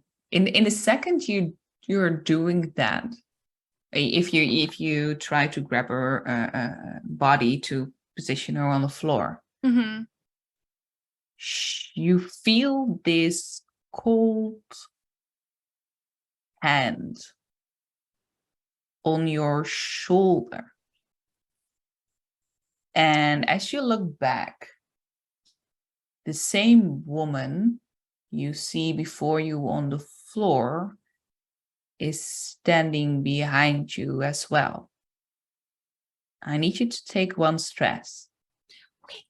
Yeah, full-blown freak out at this point. Let me mark my stress. Just I probably, in order to back away from this ghost, topple over the woman that I'm trying to do compressions on. My phone is clattered off the side, or rather Hannah's phone, because I was using Hannah's phone. Yeah. It's clattered off to the side. I'm just oh geez. Do we also see her? No? What was wrong? That this woman, but there. I, at this point, believe that without question, even though I can't see it. Yeah, I'm not even my focus is his focus is gone from the show to he's already I believe you. Where is she? Tell us about her. What does she look like? She's right there. It's this woman, but there. She touched my shoulder. Okay. And just kind of reach, see if I can feel a cold spot, I guess. Maybe Make me a perception check. My poor perception. Oh Aw. no.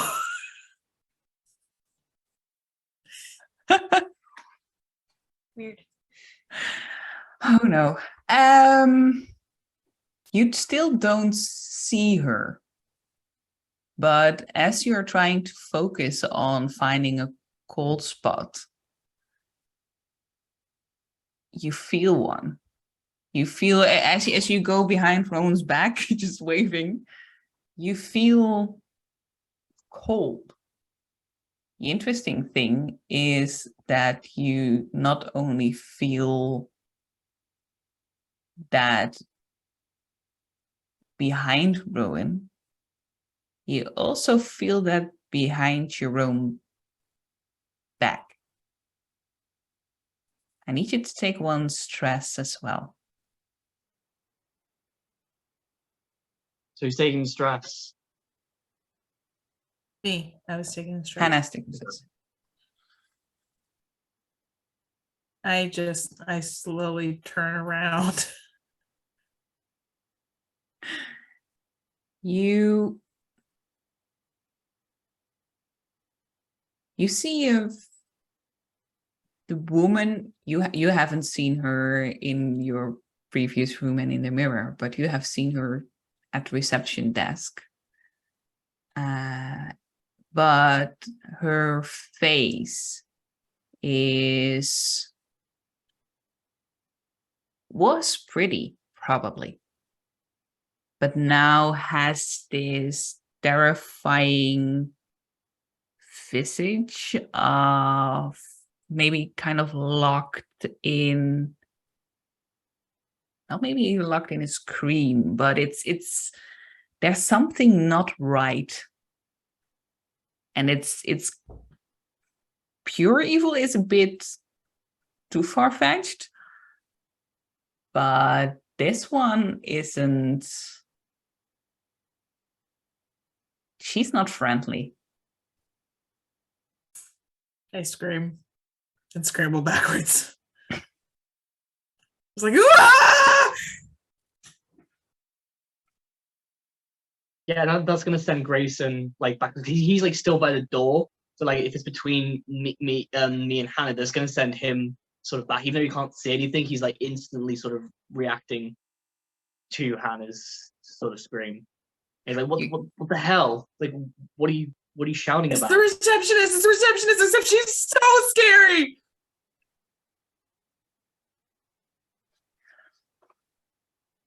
You have seen her before. Yeah, Grayson? see. I told you she was here. She's here, but not here. But she looks okay, and so like She does not look okay. Hands trembling, I'm picking up the phone. I tried to say something to the operator on the other end, but I'm just stuttering. I'm really, really frightened since I've reached 2 stress at this point. And then I hand the phone to Grayson, as Grayson seems a little more put together than me and Hannah currently are with our stumbling and screaming. Okay. But as you hand that phone to Grayson, you notice that because of you letting that phone drop out of your hand, the screen has cracked and the call has been aborted. No. Oh no. Hannah's not even mad. You know, the police are coming soon, and the ghosts. You know what? Let's Let's just go back to our room. Yeah. That's a good idea. And Rowan, for you, that woman is still standing, that young woman is still standing behind your back, and you hear her not even maybe whisper, but you hear her kind of loud and clear saying into your ear, "You have to get out. You have to get out." Okay. And the helpful ghost is telling me that we have to leave. But we tried the stairs. Please don't tell me we gotta go to the elevator. How do we leave? I'm actually conversing with the ghost at this point. You you hear her say back to you, I don't know. I don't know. I tried. I really tried. But you have to leave. I don't know, but maybe if the elevator still works, I don't know, but try something. Or else you get stuck here as well. I like some company, but We're gonna avoid that step and see if we can get out of here. I'm so sorry. And I kind of dart into the hallway, forgetting my luggage, and just be like, okay, we got to get to the elevator now. Elevators. It's got to be the elevator. We've tried the stairs. We've tried the hallway. Have we tried jumping out the window? Not yet. Willing to. Well, save that for plan C. All right, elevator. I was really Um, wondering whether you're going to try and like go through the window first. I was I thinking almost about it. did. I was thinking about it. Not a big fan of small spaces. no, I know. No, wait. I hate to say this, but I kind of agree with Hannah that maybe the elevator is not the best. I mean, look what happened with the stairs. Look what's happened with this room. Do we really want to be in a small space right now? There's got to be a more drastic way to leave, but I can't. We need to leave this building, not get stuck in another room. Try going to the roof, but that's even higher. And I There don't might be know. a fire escape. Oh, maybe. Yeah. So can so do we go back up? Yeah, Up we can- seemed to work, yeah. What up seemed to work, but down didn't. So we try up. We try the opposite. Yeah, let's anything at this point. Let's go. Okay, so you're looking for a emergency stairwell or staircase or fire I think escape? we're heading up to the roof so that we can Okay. find an escape down. Okay. No way this is gonna go wrong. This is all gonna go well. You I feel like we're just giving Sandra permission to push us all off roofs. Yeah. maybe no. You head up this time instead of down.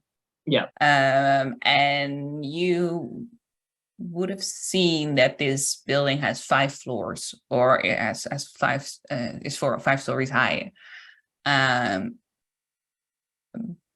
So you head up to the 4th floor and you head up to the 5th floor.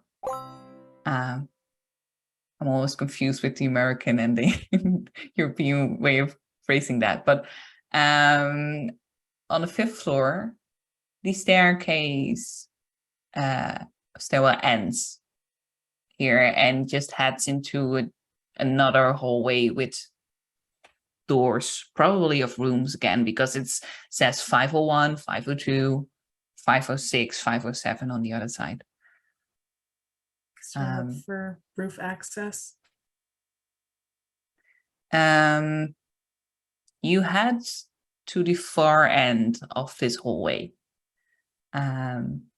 because in your mind it would be logical to have a emergency fire escape there, because it's on the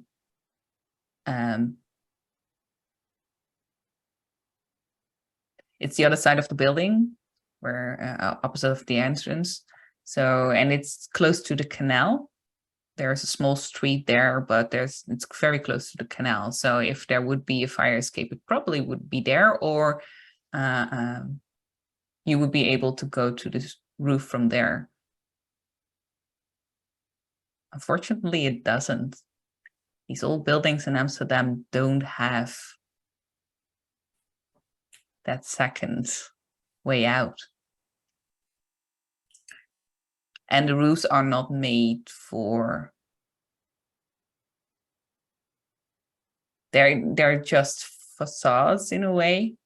So there's maybe a perception check I think Hannah is probably in my head. Hannah is being the first to look for that. 3. Great. You don't see a door with that fire escape emblem above it, so you figure it's not there. The only thing you see is a small hatch above your head in the ceiling. That might be it. That's got to be it. Okay. Grayson, give me a boost. Yeah, I'm gonna like try and like give them a boost up. Roll me a strength, please. Okay, I'm running against D6 4. Okay. You managed to get Hannah up there. Hannah, you see there's a small hole in there where you can put your finger through, so you can push it down. That unfortunately also makes it's just, I don't know what you call it in English, but in Dutch we call it the vlieshoogtrap, which has a folded stairs on there, a folded ladder in a way, so that comes tumbling down. So that knocks you, it almost knocks you in the head. So and Grayson, you as well, because you're giving her a boost, you're in the way of that ladder. I'm not gonna give you stress for that because it's not that, it doesn't give you that injury, but yeah, it spooks you a little bit in these Okay. circumstances. I guess I get down and we climb up the ladder. Is it like a attic situation? Can I tell it's not? Yeah. Okay. It's an attic situation, and then you see the roof that's like this. It's very small. If you are able to stand there in the middle, but probably won't. You have to crouch down a little bit more towards the sides. So I'll just call down to the others. Like, I don't think this is it. Okay. Maybe I can try boosting someone, or I don't know. What's the problem? It Yeah, just, what's the issue? sorry, say that again. Like, what are you seeing? Well, why can't we go up? Well, it's not that you can't go up. It's just that there's nothing up here.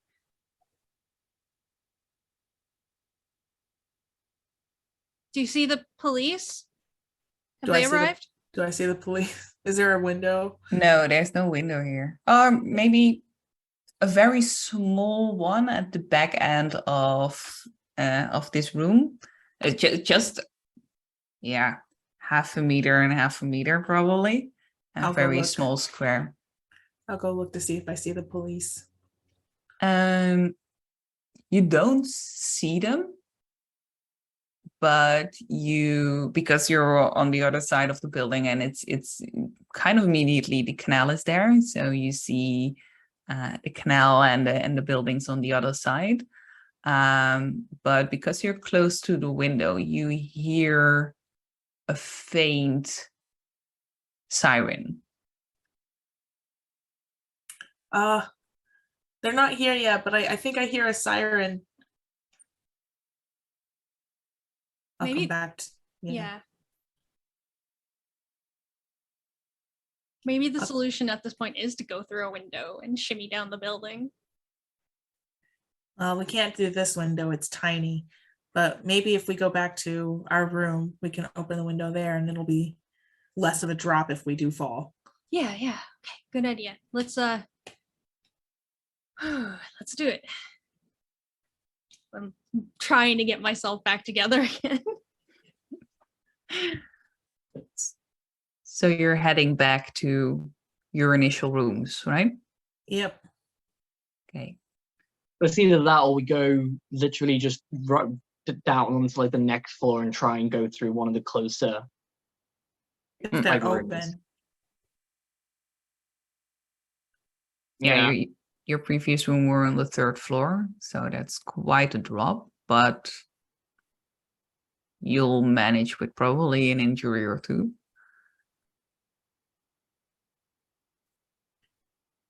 Yeah, I just know that our rooms are the ones we definitely have keys to, and there's one more room, but I don't know if we want to go back in there.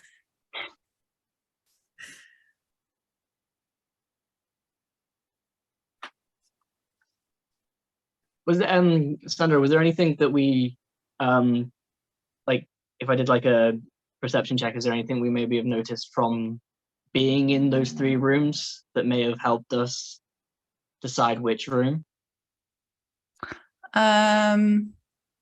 Make me that perception check or an intellect. I'm gonna go on. To be fair, I'm gonna go intellect. Well, 1. So I'm no good in this situation. No, you're you try to think back about with if you have seen. You haven't paid that much attention to whatever was going on in these rooms, and maybe even not looked to the outside to see what's next to this building. If there is a lantern, street lantern, or another building close by where you can maybe jump onto, or you have no idea. Yes, Grayson's just gonna have to go with whatever plan these guys come up with, because he just doesn't. Guys, I don't know. Well, what's the plan? I don't know. I'm freaking out. I just don't have a clue. What are we doing? Well, let's think about this first. There are a couple of options, right? We could try the elevator. I really don't want to. We could try shimmying out the window. We could try maybe tying some sheets together and going out the window that way. Maybe. I know it's very medieval, but like, we're running out of options here. Maybe there's 3 of us, 3 options. We each try one. You want to split up? I want to get out of here. And we're so close to each other, we can always just tell the other what happens. We can just meet each other right in the middle at the end of this. As long as we're in like vocal range of each other, I'm fine with this. But we could also stick together. What if we do like a 3-way phone call, and that way we have access to each other? Your phone still work? Nope, I forgot. You broke my phone. Sorry. Two-way? Okay. 2-way, yeah. And I pull out my phone and give it to Hannah, because I feel bad that I broke Hannah's phone. Thank you. What's your password? Yeah, I show you the unlock. Like it's actually ridiculously complicated for no reason. Actually, my heart will go on like all the way through. It's like 7 minutes. Again, you have to already start over. immediately change your security system to no password. That's fine. It's an emergency situation. And I believe Grayson's phone is still in the room, right? Yes, but we should be right there, right? Yeah, so if we go straight to Grayson, if we go to Grayson's room, try Grayson's room, want to try Grayson's room, he can grab his phone before he heads wherever he's gonna head. Okay. Well, it makes more sense if he goes to go get his phone and then just calls Hannah, so maybe he can be the one to try the window or from his side. And then what are you guys gonna do? I do not want to do the elevator. Somebody else do the elevator. I'll do the elevator. I'll get over. Thanks. You're the best friend I could ever ask for. Yeah, no problem. I guess what is the next option? You're gonna try the stairs again? I'll try the stairs again. It's fine. Yeah. Okay. Yeah, no problem. we're gonna split the party. I like that. I hate this idea. It's the worst. I This love goes this. against every genre savvy instinct within me. I know, right? Live on the Sandra knows wild it. side. Sandra knows that she sent me a video earlier where they they go, it's like one of those videos where they go against the tropes deliberately to take the mick out of the tropes, and the idea of splitting up is stuck in my head. So you have Sandra to thank for this idea. Worst. You're welcome. If Drake can give me a way to send links into the chat, I will drop that video. Everybody has to see this video to work out why it is that I've done it. Okay, you're let's see. I'll go with Rowan first. Rowan, you don't have a phone, right? Nope, no phone. Okay. Just for me being certain, you have 1 or 2 stress at the moment. 2 stress. 2 stress at the moment. Okay, good to know. You head to the elevator and you push the button. Mhm. And after I think maybe half a minute, the elevator, you hear that lovely ping, Did it and the actually- doors open. Oh. Is it the lobby? No, it's just the elevator arriving at this moment. Mhm. You get in, Mhm. and you see that there is this row of buttons, Mhm. and you see 5 to 0, and you Mhm. also see a -1. I don't remember there being a basement, but I'm gonna go 0. Okay, you're gonna go 0. The doors close. You push 0, and the elevator starts to move. Mhm. And you see this number in 3, 2. You feel this nudge, or this movement in this elevator, and with a kind of screeching sound, it stops. Mhm. At You're- like 1.5 or Yeah. okay. Oh, Hannah was right. I start kind of like mashing the 0 button, trying to get it to move. Okay. Make me. Ooh, what would that be?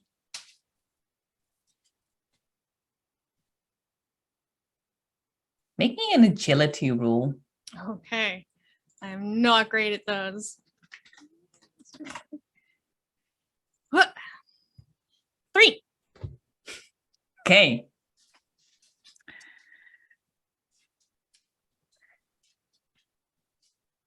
You're gonna See go the to the smile on your face, and it concerns me. Yeah, I've Uh, just noticed that. I'm worried for you right now. Yeah, that's why I'm going to see how Hannah is doing at this moment. Oh God, why? That's bad for you, Zeri, because I mean she hasn't quite worked out just how what's gonna happen to you yet. I'm afraid. Yeah, I'm trying the stairs again. I think that I'm curious about whether we can, we were able to go all the way up to the 5th floor, but we can't go past the 3rd floor going down. Mhm. So I'm just testing a hypothesis. Okay, so you're going down again.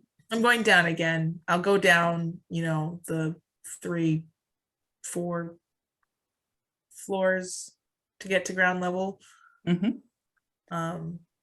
And if it does not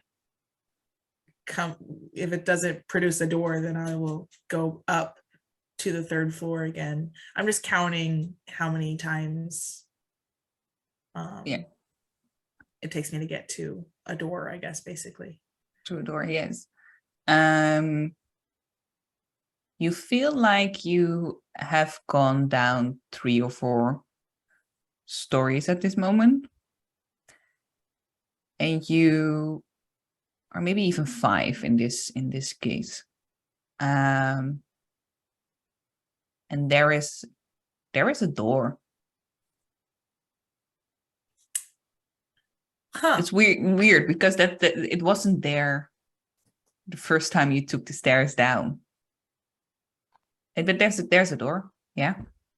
I'm still on the phone with Grayson. And he's like, Hannah, what's going on? I haven't heard you guys. Like, he's actually managed to get. Can I assume that he's managed to get to his room and like get to his phone? Because I didn't have my phone with me, so I need to make. Was I able to actually get to my phone? Yeah. You can get to your phone. You can get to your room. No problem. Okay, so I've got my phone. I'm in my room at this point. Yes, I'm gonna just interrupt this. Zoe, I know you have to head out. Thank you so much. Yeah, I absolutely have enjoyed this. I'm curious about what's going to happen to Rowan and Grayson and Hannah, but I'm going to miss that. I hope you all have a great time.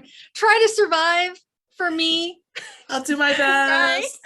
We'll bring you up to Bye. speed. Rowan has been forever trapped in this elevator. Yeah, this is the forever elevator. Anyways, thank you No. so much. It's been a pleasure playing.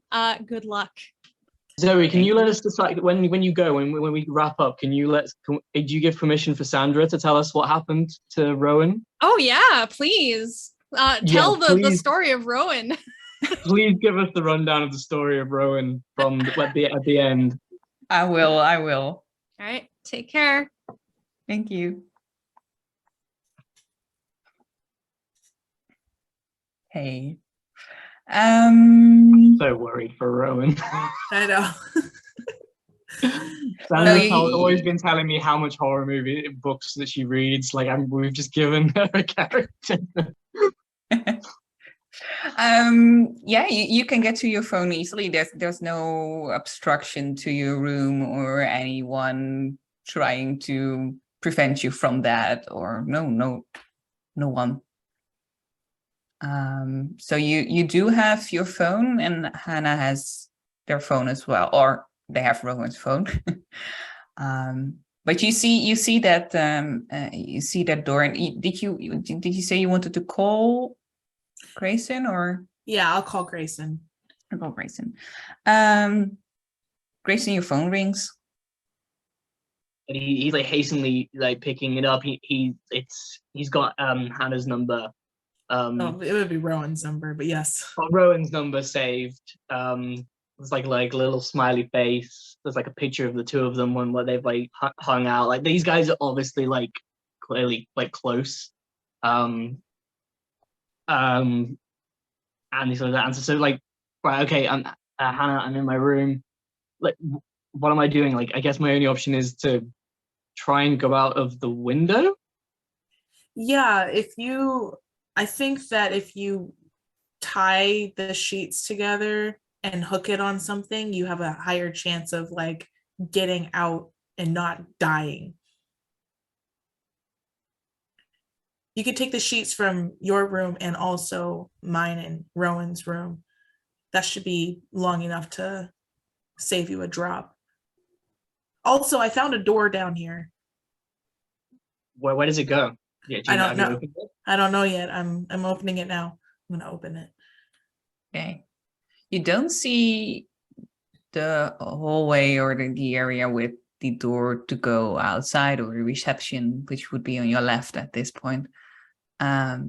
You see, and you feel, because it's a little bit colder here as well, a dimly lit room, or a dimly lit entree, maybe, to a small hallway, with a door, I think 2 or 3 meters in front of you. You also hear boiler or something like that near. So you gather this is probably the basement. You also see to your left the elevator doors. I think it's a basement. The elevator comes down here too. Is there a way? Can you have a look for a way out? Like, so Grayson, like in between the calls, like trying to trying to move between the two rooms to do exactly like kind of what he's been told. So he's kind of like frantically, like listening, like, okay, what's in there, and he's kind of like dodging back to try and do what he's doing. He's like trying to tie like some of the sheets together to do that. But go and have a look. What's in there? I will Maybe use your explore. flashlight on your phone. Has it got a phone, like a phone light? Genius. You're so smart. God, how do you work this? I have I've already Android. I've already split the group up. Like, let's not go in with any lights as well.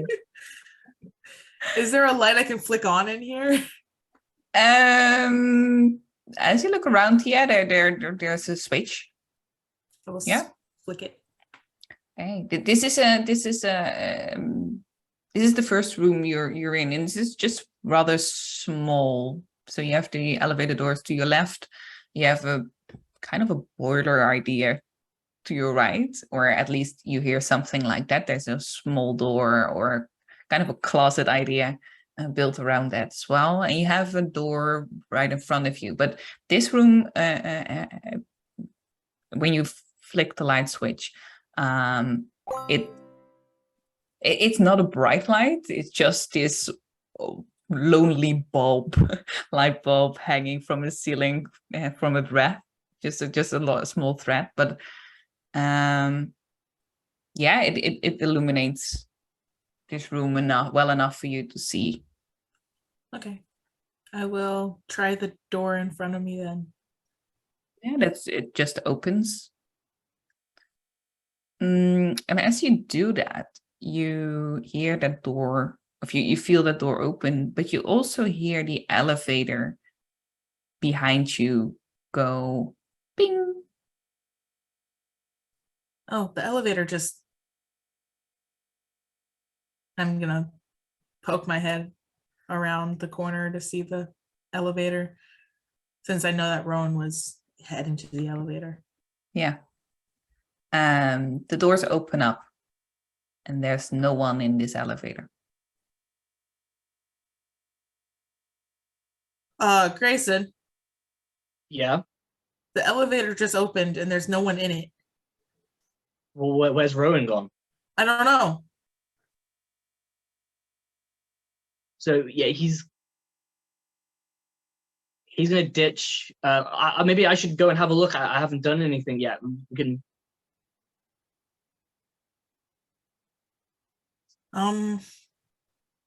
What do we do?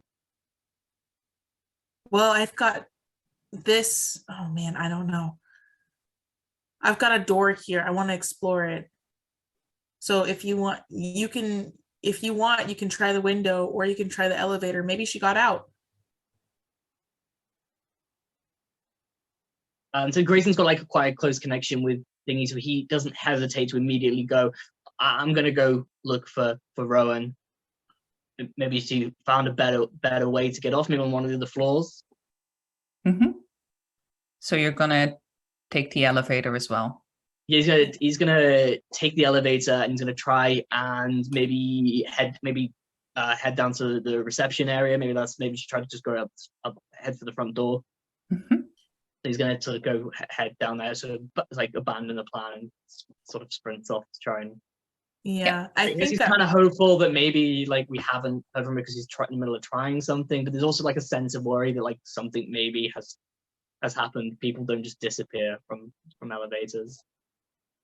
Yeah, I think that Hannah is like, why did the elevator come down here? And is more concerned about that and doesn't trust it. So I think that she's more focused on, she's like, okay, you can try the elevator, and if it works for you, then I'll get on it. But for now, I'm going to continue exploring the basement. I because we want to see if the elevator, because he's like, Grayson says, well, we want to see if the elevator at least come back to me, because if it's at you, it's got to get to me first, Yeah. and if it doesn't, then So you walk towards the elevator doors and you push the button, and I think through the phone you can hear him do that, and you see that the doors close, and you see the light indicating that the elevator is going up, is lit at this moment. it's coming to me. So I'm just literally just waiting for it to come back Yeah. up. Yeah. Okay. Yeah. I'm gonna. It worked. I'm gonna say, well, Hannah, the elevator's coming up. I'm gonna get it. I'm gonna ride down to the receptions. Maybe see if Rowan got there. Maybe I can try and get someone else's attention. That's my plan. So I'm currently waiting. Well, Grayson is currently waiting for the elevator. Okay, let me know. Do not hang up, okay? Okay, I won't. Okay. Have fun in the creepy basement. I fucking will. I'm first gonna resolve the elevator. Okay, fine. Grayson getting into the elevator, because you hear after half a minute or something like that, maybe a bit longer.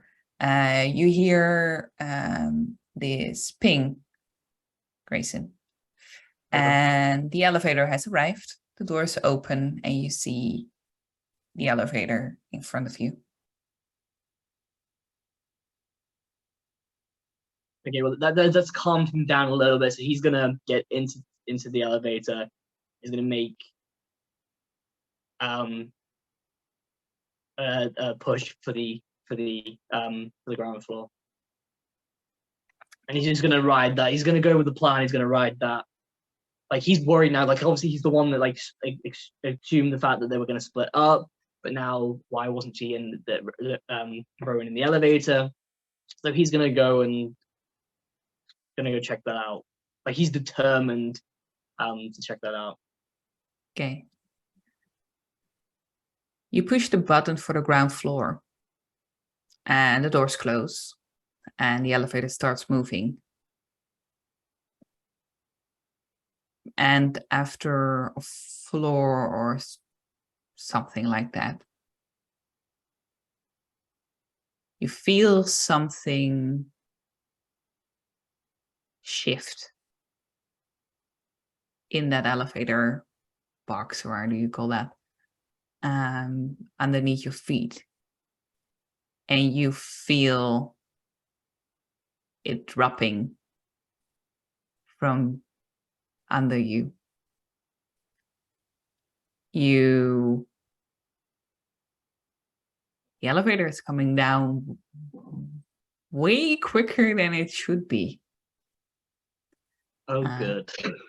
You have, I didn't give you one stress at the attic, but I'm going to give it to you right now, which means That puts me at 2 stress. puts you at 2 stress. Make me you can choose between agility or resilience. Okay, bad.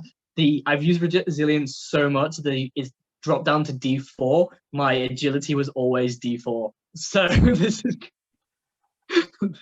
this could be the end of Grayson. Don't die. 3. Yeah. Oh yeah, I was so worried about these D4s. Yeah, it just worked.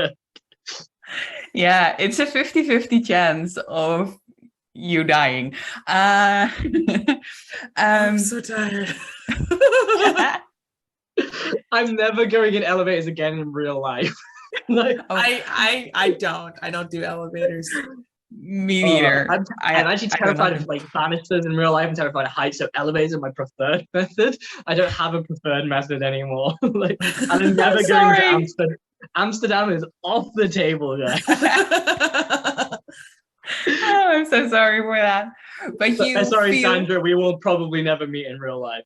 I'll It come has to be you. like a We'll be fine. mutual We'll meet in France or somewhere.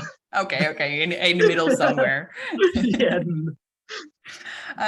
You feel the elevator give way, and you feel yourself drop probably maybe even 1 or 2 floors till it comes to a halt. Okay. You're able to save yourself from really bad physical damage, but you come down really hard. You aren't able to keep your footing, so you're it's really, it hurts. You probably have a sprained ankle or something like that. Your shoulder hurts from hitting the side of the elevator. It doesn't do enough damage to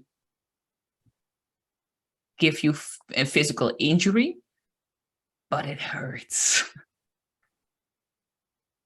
Yeah, I'm gonna keep my swearing to a minimum, but he is gonna be like, motherfucker. Like, and he's Do I hear that? You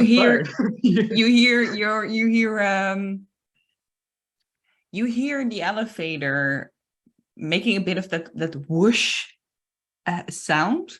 You hear something is not right, but you also hear that at the point it comes to a stop, and it then just keeps lowering itself at its usual pace, and that's the same thing you feel as well, Grayson. So has that brought me like down to where I want to go, or has that brought me down to where Hannah it is? Your initial stop from the drop was where you reckon would be ground floor. Okay. So where you wanted to go, but the doors didn't open and the elevator continues its way down. So the next thing you see when that lovely ping is there and the doors open up, you see Hannah to your left, standing in a doorway, just looking at what is happening with the elevator. Well, that's not a good sign. You see a no shit, Grayson on the floor, just scrambling to maybe try to get up. You okay? No, I'm not okay. We're on the 3rd floor, right? Yeah, we were on the 3rd floor. So why have I just dropped at least 6? Because this place is messed up, man. I don't know. Well, we need to get the fuck out of here. What's through that door? I don't know. I was about to check it out. Come on. You didn't find Rowan? No, I got straight in the elevator, and I'm already here with a banged up shoulder and a fucked up ankle. I have no idea, and to be honest, I don't really care. If we can get outside, we'll send someone in. Okay. Sorry, Zoe. You're getting ditched. You already have. We're in the process of opening that door, and you see this room. It's a rather large basement. It's just one room, quite empty. There are a couple of boxes in here. There's some building material down here, some wood, some bricks. And you see on your right, there are these smaller but you could possibly be able to wiggle your way through it if you would be able to open them. They're about 2 meters. They're a bit above your head, but if you can hoist yourself up or be able to, that looks like a way out. So it would like put us at like it's a slightly below street level. So it would put us. Yeah. These windows are at street level or a bit above street level, and you are standing below street level. Yes. That seems to be the best way. Yeah. To figure out a way to get up there. Well, I can't boost you. I could try to boost you. Not very strong, but I could try. Or we could stack some of these. Is there boxes? Did I miss them? No, there were boxes. Okay, yeah. We can stack some of these boxes. They're cardboard boxes. I don't know how strong they are, but we'll find out. Oh. Yeah, they're not wooden crates or something like that. Okay. I missed that. Let's put Grayson on some cardboard boxes. If they're full, if there's something in there, maybe. Yeah, are there things correct? Yeah, are there things in there? Like, what are we risking right now? You see, when you open one of these boxes, you see stacks and stacks of papers in there, newspapers. They are dating back probably over 70 or 80 years ago. And if you pick one up from there, you see that they're all from around 1953, actually.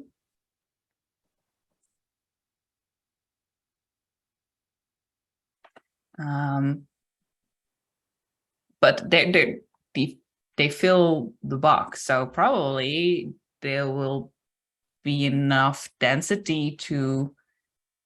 It's not going to be very stable, but you'll probably be able to stand on them. Okay.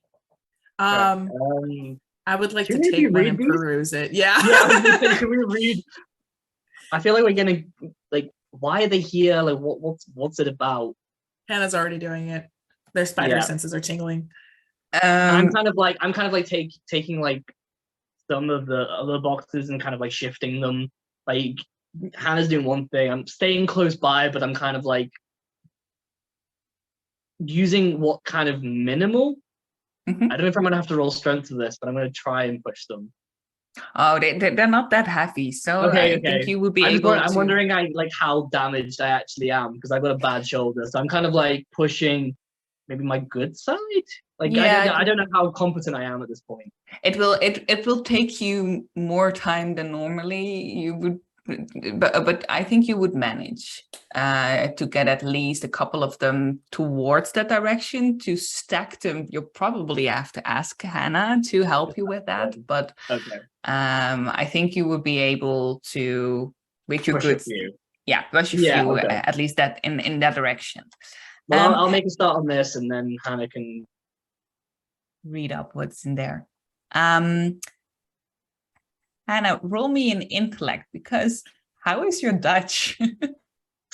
Oh, we completely forgot we're in a different country. I did forget. Still, my intellect's pretty good. So I want to say that she probably studied up on at least some of it before coming here. Oh wait, yeah, you're the nerdy character as well. I'm the nerdy character. Which is why I'm reading it. Yeah. So cool. I look forward to this intellect check. 8. Oh, nice. That you have never works in TTRPGs ever. Like nobody just randomly gets to read in a language. And now we'll say it does. In that regard, that you're not fluent in Dutch. It's a difficult language to learn, but you picked up a few words, and it looks like this article is from, or these are different newspapers, different kinds of newspapers, and they all are from around 1953, or more precisely, July 24th, 1953. And they're talking about what they call the Spooksteeg, which translates to ghost alley. Oh, you good. You also- booked a holiday in Ghost Alley.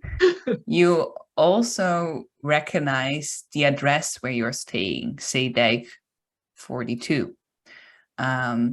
It's in that article, it's been referred to as a shop back in 1753.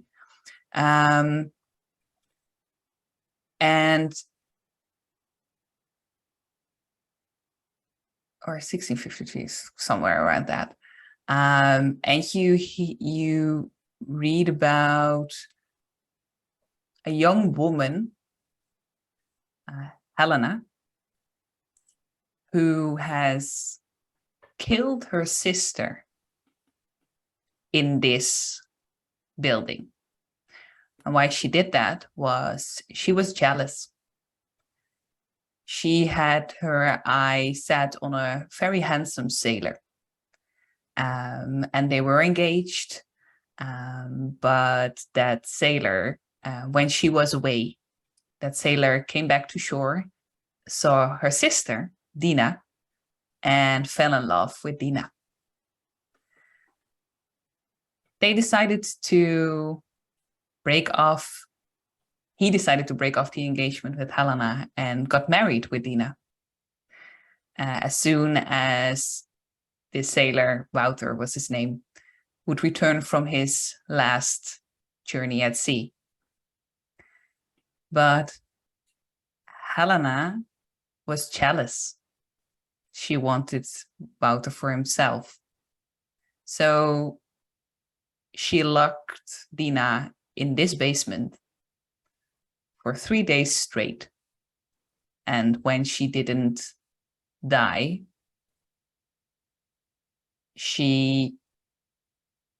Helena bludgeoned Dina to death. But in her dying breath, Dina cursed her sister to haunt this area for eternity. And there have been accounts in 1853 that there were a few days of howling and screaming in this alley next to this building. The thing is, in the articles in 1953, there were a lot of journalists who had heard about this story, and wanted to see if anything would happen in these days, in around July 24th. But the funny thing is that the reporters were standing at the Waag, which is a couple of streets down. They were totally at the wrong spot. So we still don't know if in 1953 she had haunted this area. But it's July 24th right now. Not 1953 or 2053, but who cares? So that's what that newspaper or these newspapers report about possible ghost sightings around this area.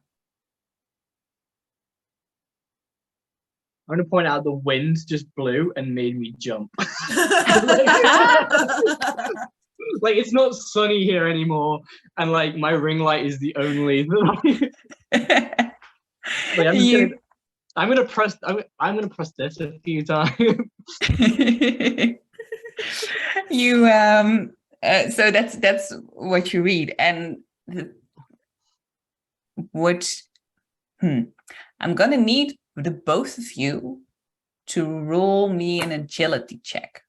Oh no. A D4. D4. 2. 2. Oh, you gotta be kidding me. This is just giving you too much license now. This is gonna be the worst half hour. Hannah, you have been reading up on all this, going through these papers.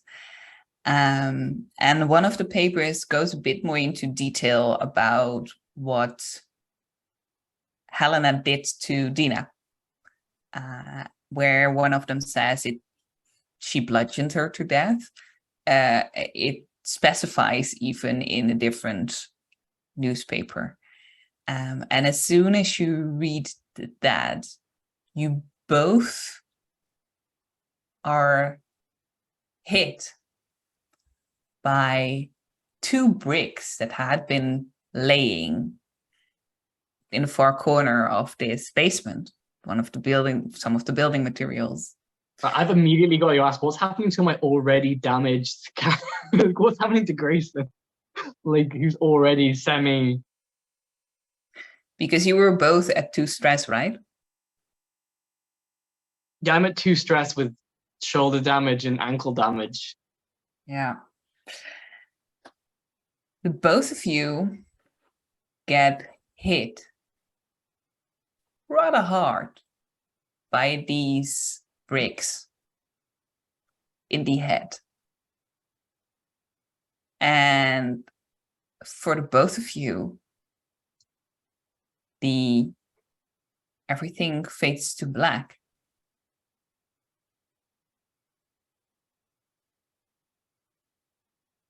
The next moment you open your eyes, you're still in this basement. And you think, okay, what the heck just happened? And you both see in the far corner near the building materials this dark figure. And you immediately understand that this has to be Helena. This has to be the cursed one.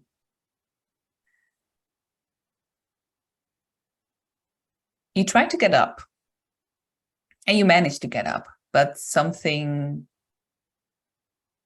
spooks you, pun not intended, because at your feet, you see your own body lying there with their head not bashed in, but probably some damage to your skull, some blood trickling down, and a dark figure standing in front of you. What are you doing?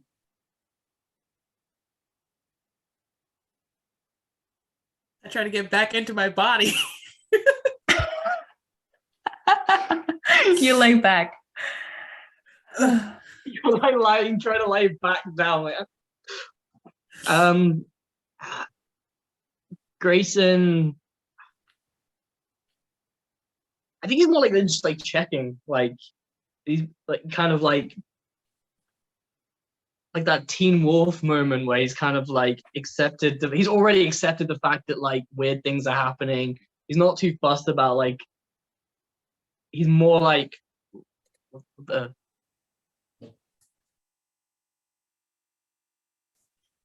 I think like this is the worst holiday ever. Yeah, really. This sucks. Like Zoe's not even here, and Rowan somehow might have survived this. You I think I'll have to say that Hotel de Vrede has gained 2 ghosts at the moment. I don't want to be stuck with this guy forever. Yeah, I'm sorry.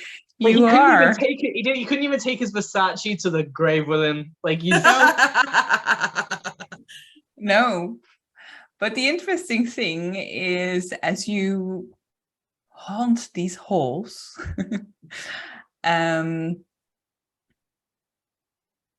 you don't see Rowan anywhere.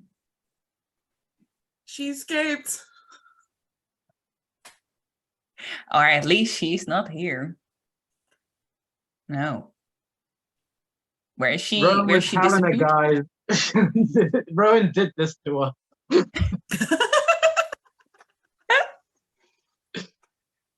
No, you make another friend in here because the woman, the other. Because Helena's quite chill. No, Helena is not chill. You have to keep away from her. She is horrible, actually. So, but the other woman in the other room, that ghost, whose name is Michaela Norris, because you talked to her on the phone as well. She was one of the other victims, previous victims of this hotel, and Helena probably, who likes having a new company. But yeah, so now we have a couple of new ghosts in this hotel, and maybe you can prevent others from having that same fate over the course of the next few years. Yeah, because Michaela was so good at it. She tried. She She told only us to has- get out. Thanks, She- ma'am. Yeah. But I think we can add another ghost story to a couple of them we have here in the city. So that will be fun. I had so much fun playing this with you guys. You got Grayson the snobby vampire. Like, really? You're gonna die wearing that? Like, Yeah, what? Oh, God. I'd like to thank you all, and just plug, tell us who you are, plug whatever you want to plug, where we can find you on the internet as well. Jazz, want to go first? Sure. I'm Jazz Brown, also known as Cinder Scoria. You can find me on Twitter. That's where I usually hang out. I am on Zilzaddy's channel on Tuesday nights where I play Jada in our homebrew D&D game. I also play with Girls Run These Worlds and Queen's Court Games. Those will be coming in the next few months, I believe. There's also a bunch of other stuff that I'm going to be doing, but you should check my Twitter out to stay updated with all of that. Thanks for having me. Yes, thank you. And I'm Rix. I'm at Rix Writos on Twitter. I'm the director of Dark After Games. We'll be heading to Kickstarter October 4th for our personal horror game, the Dark After Dawn. I don't know if I'm going to do a quick shout out that the studio also decided, if you saw the chat, we were also raising money on Itch for reproductive rights. We have decided that we're going to donate our total, because we hadn't picked a charity, to this current total, which would currently add about $85. Still got 4 days left to go. So hopefully we can add that in to increase the total for these guys. And also the chat says that there's still some spaces left in the 2 anonymous seats will be raffled off to the chat. So get involved in that, guys. It would be a miss if we didn't also shout out at Zoe Trooper on Twitter as well. So you should check out that. And yeah, thanks for having me, guys. And I'm glad I couldn't make a donation, but the studio could. So Perfect. Thank you so much for playing this crazy game. And you can find this game all over my Twitter and all over my itch. And you can find it at Sandra Catherine. Please hit me up on Twitter, slide in my DMs if you want to know more, or have any questions about it. I had so much fun playing with you guys. And thank you for having me run this game this weekend. It was amazing doing that and being able to support this stream and this charity.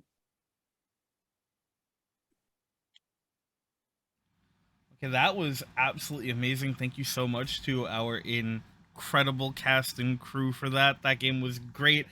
Unfortunately, they did meet a bit of an unfortunate end, but it does seem like their story will continue, at least in whatever ghastly form they take. Now, with that said, seriously, today has already been such a wild ride. We've already made some new huge announcements, and thank you so much to the chat. Thank you so much to everyone who's been donating. A special shout out to Inspired Incompetence, Lord Richter, and to our anonymous donator who picked up 2 more of those seats. So, right now, all of those seats aren't filled, but they are accounted for. If you're interested, we're going to be raffling off 5 of them. All you have to do, even if you're not donating, that's okay. Just type FSCOTUS. I know it's not subtle. Into the chat, and you'll immediately be entered in for a chance to win. We'll be announcing the winners of those later tonight. We've got 4 seats to give away. Absolutely amazing. My mind is blown. No, 5. I was wrong. Sorry. 5 seats to give away. My mind is absolutely blown. We're gonna be talking. I'm gonna talk about that in a little bit. I'm gonna step away for just a couple minutes while we start getting our next game, Troll Hunt, set up. Then I'm gonna come back. You'll see my face again. I'll do my spiel again. I'll probably be a little bit more composed. It's been a pretty crazy start to the day. And thank you again, everyone, for just being here, hanging out, and staying with us through this. I'll be back soon.